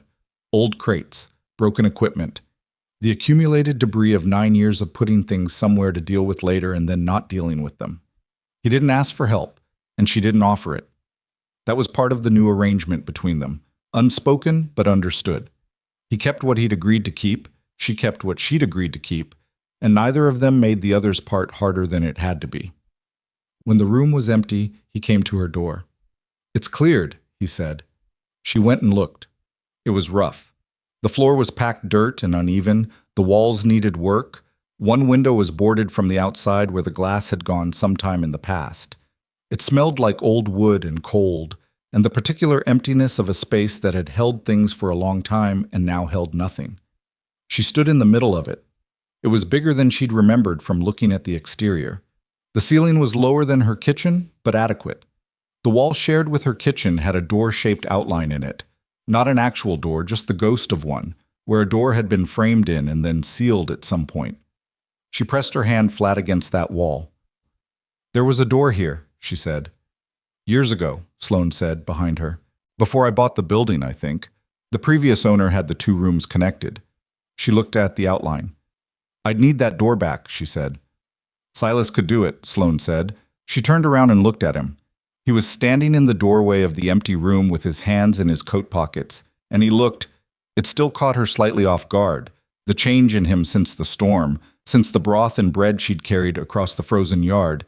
He looked like a man who had put something down that he'd been carrying a long time. Not lighter, exactly. More like a man whose posture made sense now, like he'd stopped bracing for something. "I'll have the rent adjustment drawn up this week," he said. "Fair," she said. He nodded. He was about to go, then didn't. "I've been thinking," he said, "about hiring a cook again for the hotel kitchen." She waited. "Not for the dining room," he said. "I'm not going to run the dining room again. That's—" He paused, choosing. "That ship has sailed." He said it plainly, without bitterness, in the way of a man who has finished grieving something and arrived on the other side of it. "But guests need breakfast, something simple." "That makes sense," she said. "I wanted you to know," he said, "that I'm not going back to competing with you. I'm not trying to rebuild what I had." She looked at him. "What are you trying to build?" she said. He thought about it for a moment, genuinely thought about it, which told her something about where he was now versus where he'd been. "Something that fits what Cinder Hollow actually is," he said, "instead of what I wanted it to be." She nodded slowly. He left. She stood in the empty room for a while longer, her hand still against the wall, feeling the faint give of old wood under her palm. Silas opened the door in 3 days. He did it on a Saturday, starting early and working through the afternoon, and Cal was there the whole time watching with an intensity that Silas bore with patience, occasionally handing the boy a tool when there was something he could legitimately do with it. The work was not glamorous, cutting through the sealed wall, reframing the opening, hanging the door. But there was a particular satisfaction in watching a space open up that had been closed and seeing 2 rooms become one continuous thing. When the door swung open for the first time, Cal went through it 3 times, back and forth, kitchen to new room to kitchen, like he was testing the reality of it. "It works," he announced. "That was the intention," Silas said. Marlowe stood in the doorway and looked from one room to the other. The new room was still bare, dirt floor, rough walls, the boarded window. But she could see it. She'd been able to see it for weeks in the space behind her eyes where she planned things, but now she could see it in the actual air. 4 tables. A bench along one wall for people to wait. The window unboarded and the glass replaced. Wynn had ordered it. It was coming on Dobbins's next run south. Room for 20 people. 20 people, where she'd started with a blanket for a door and one weary freighter following the smell of stew. She stepped through the door and stood in the new room. Silas came and stood beside her. They looked at the room together. "The floor," she said. "Planks," he said. "I can get the lumber through the freight office. 2 weeks, maybe 3. "Benches first," she said. "People can stand on dirt if there's somewhere to sit." He looked at her sidelong, the almost smile. "All right," he said.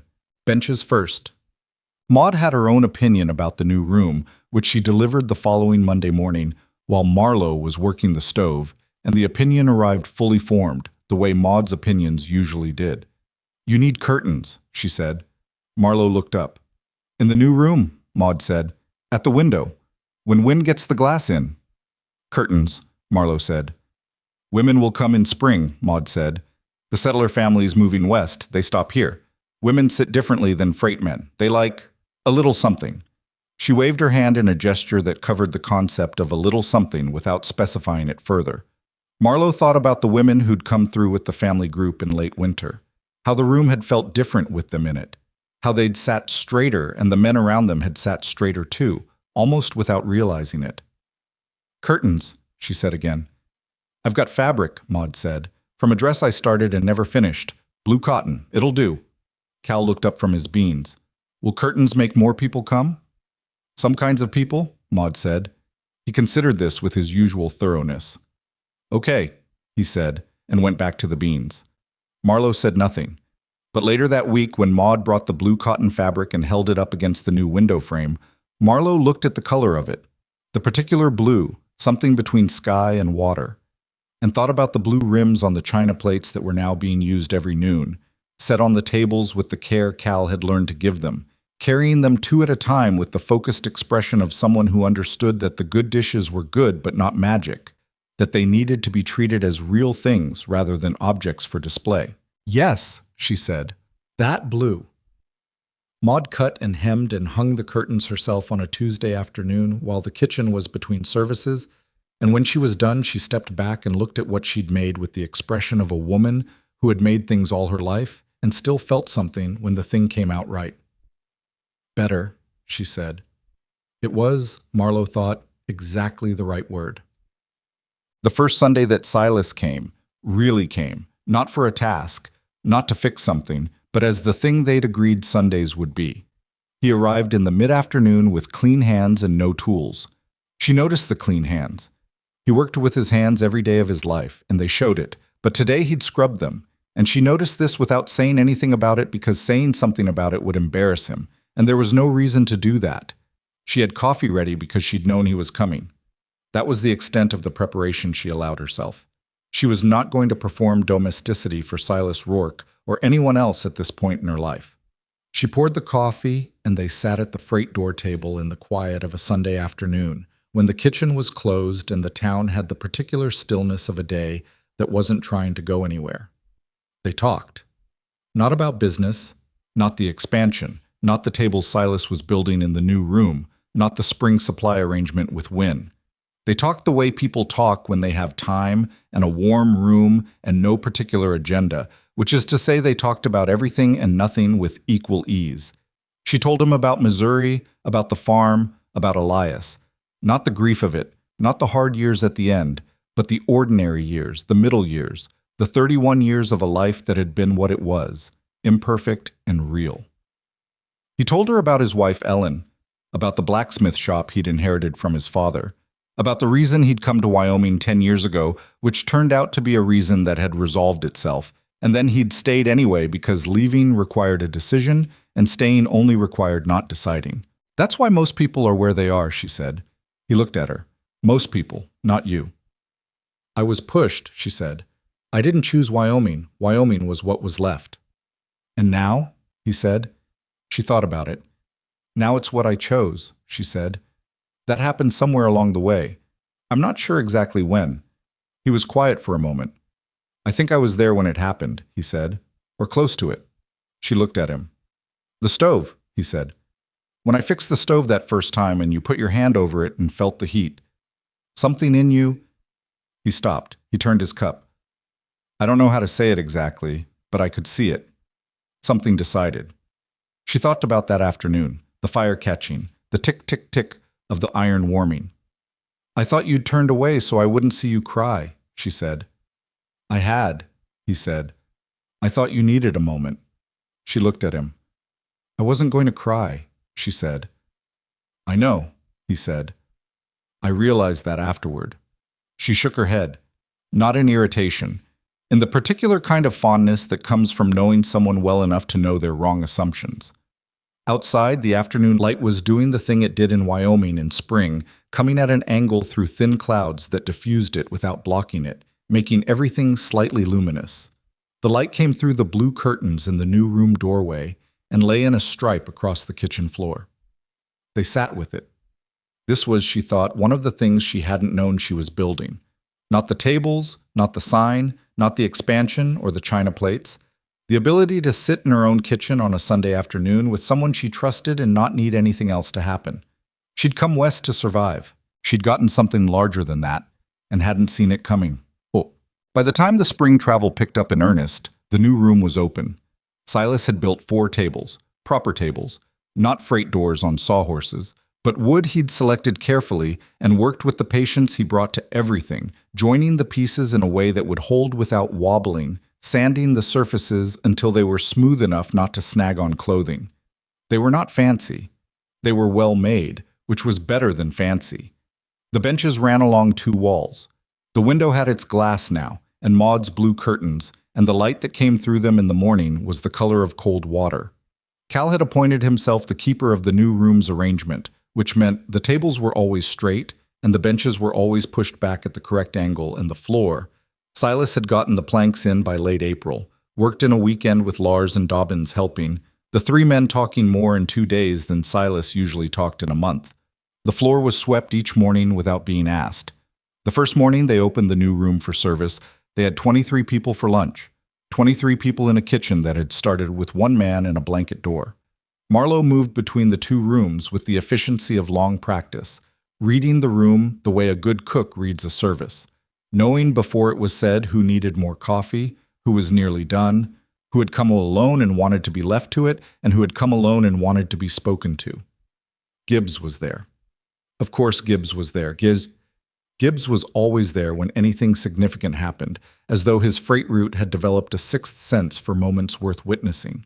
He sat at one of Silas's new tables with 3 men Marlowe didn't know, and he looked around the room with an expression she recognized as the expression he'd had that first afternoon when he'd told her whatever you normally charge, add 10 cents.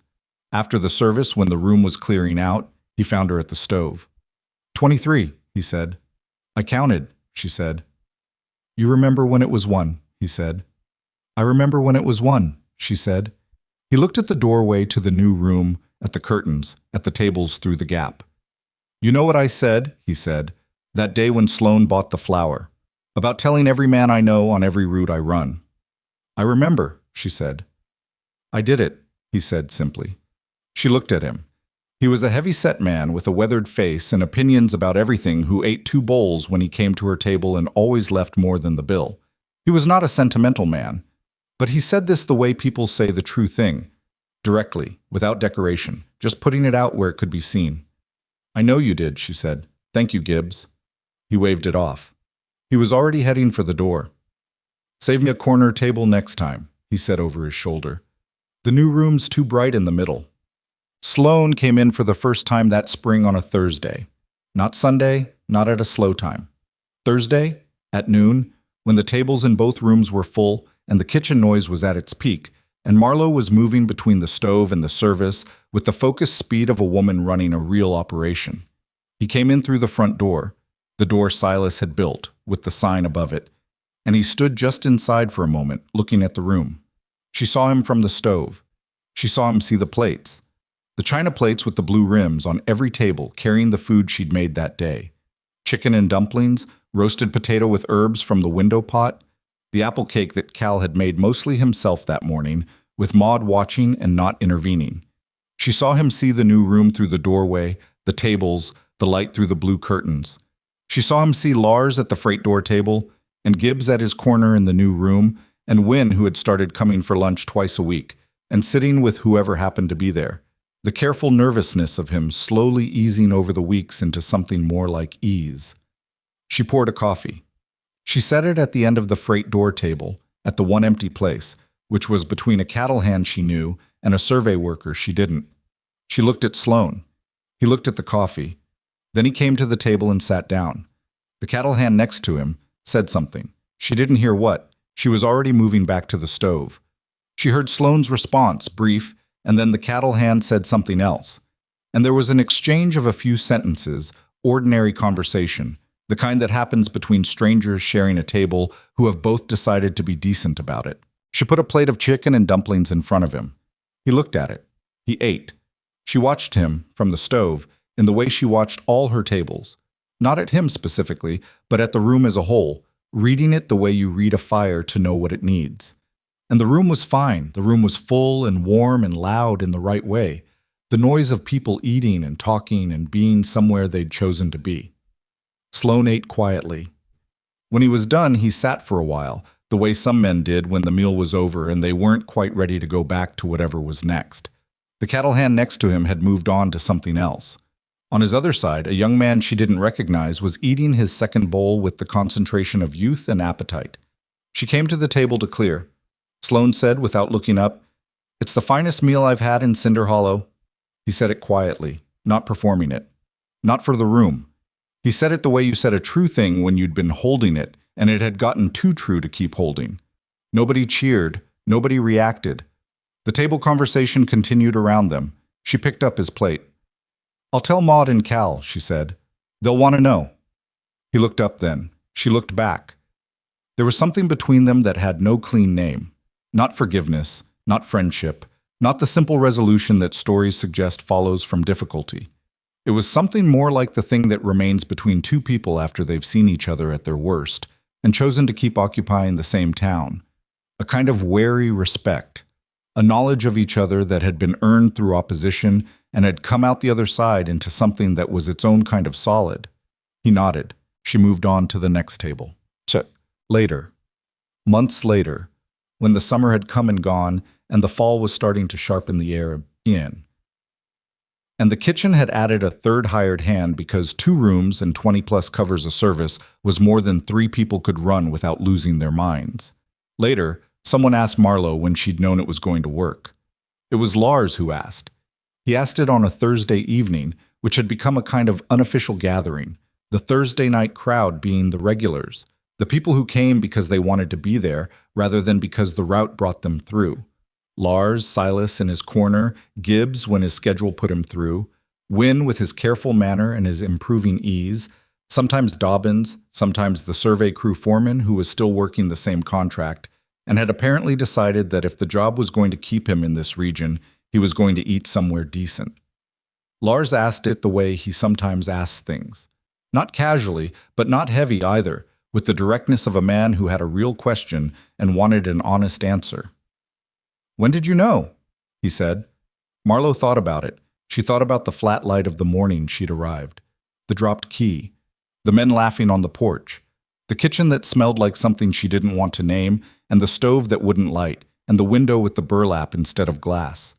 She thought about the first morning of cooking, before dawn, building the fire and starting the stew, and thinking about her mother's kitchen and her own kitchen in Missouri, and whether smell could function as a sign. She thought about Lars himself, standing in the blanket doorway, tilting his head. "I'm not sure I did know," she said. "I just kept going." Lars looked at her. "That's not much of an answer," he said.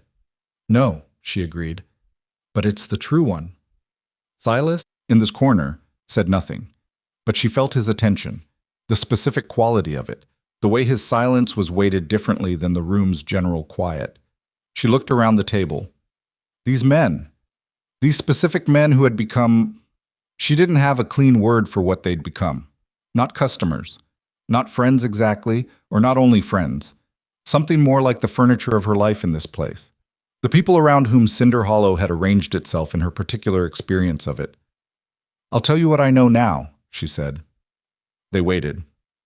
"When I got here, I had $41 and a skillet," she said.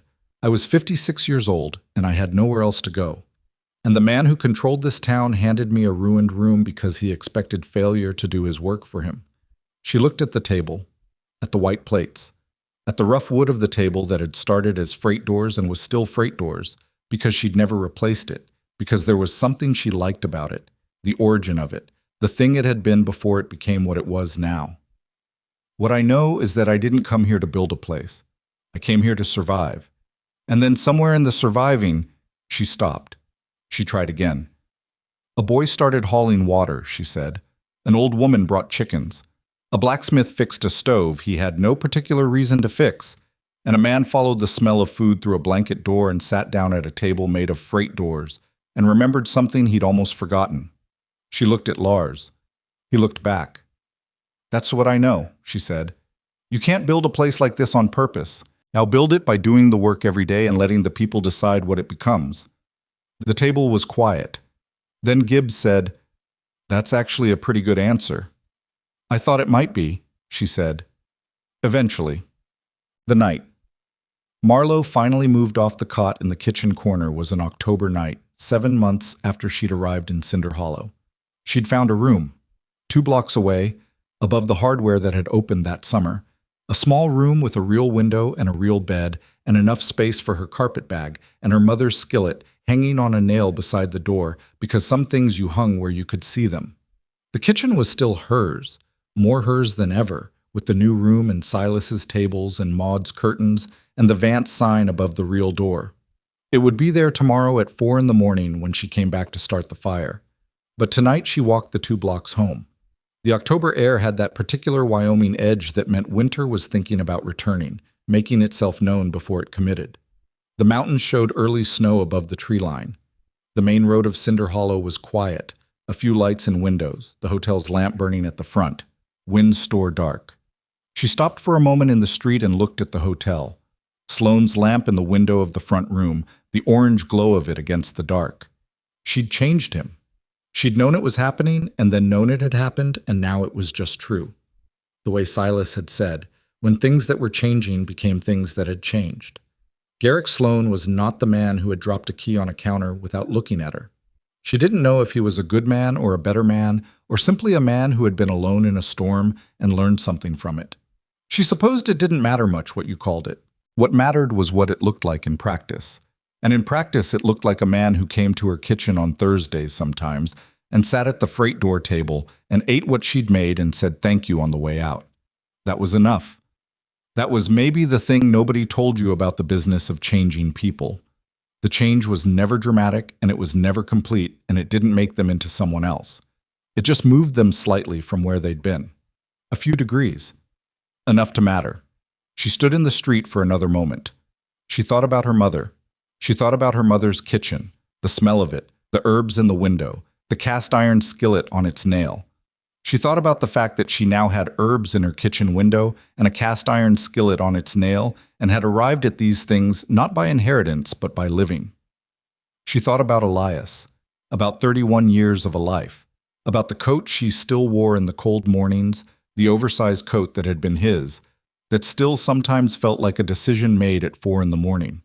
She thought about 56 years old, the age at which she'd arrived in Wyoming with nowhere to go, the age at which some people would have decided that the options had narrowed to the point where narrowing further was the only thing left.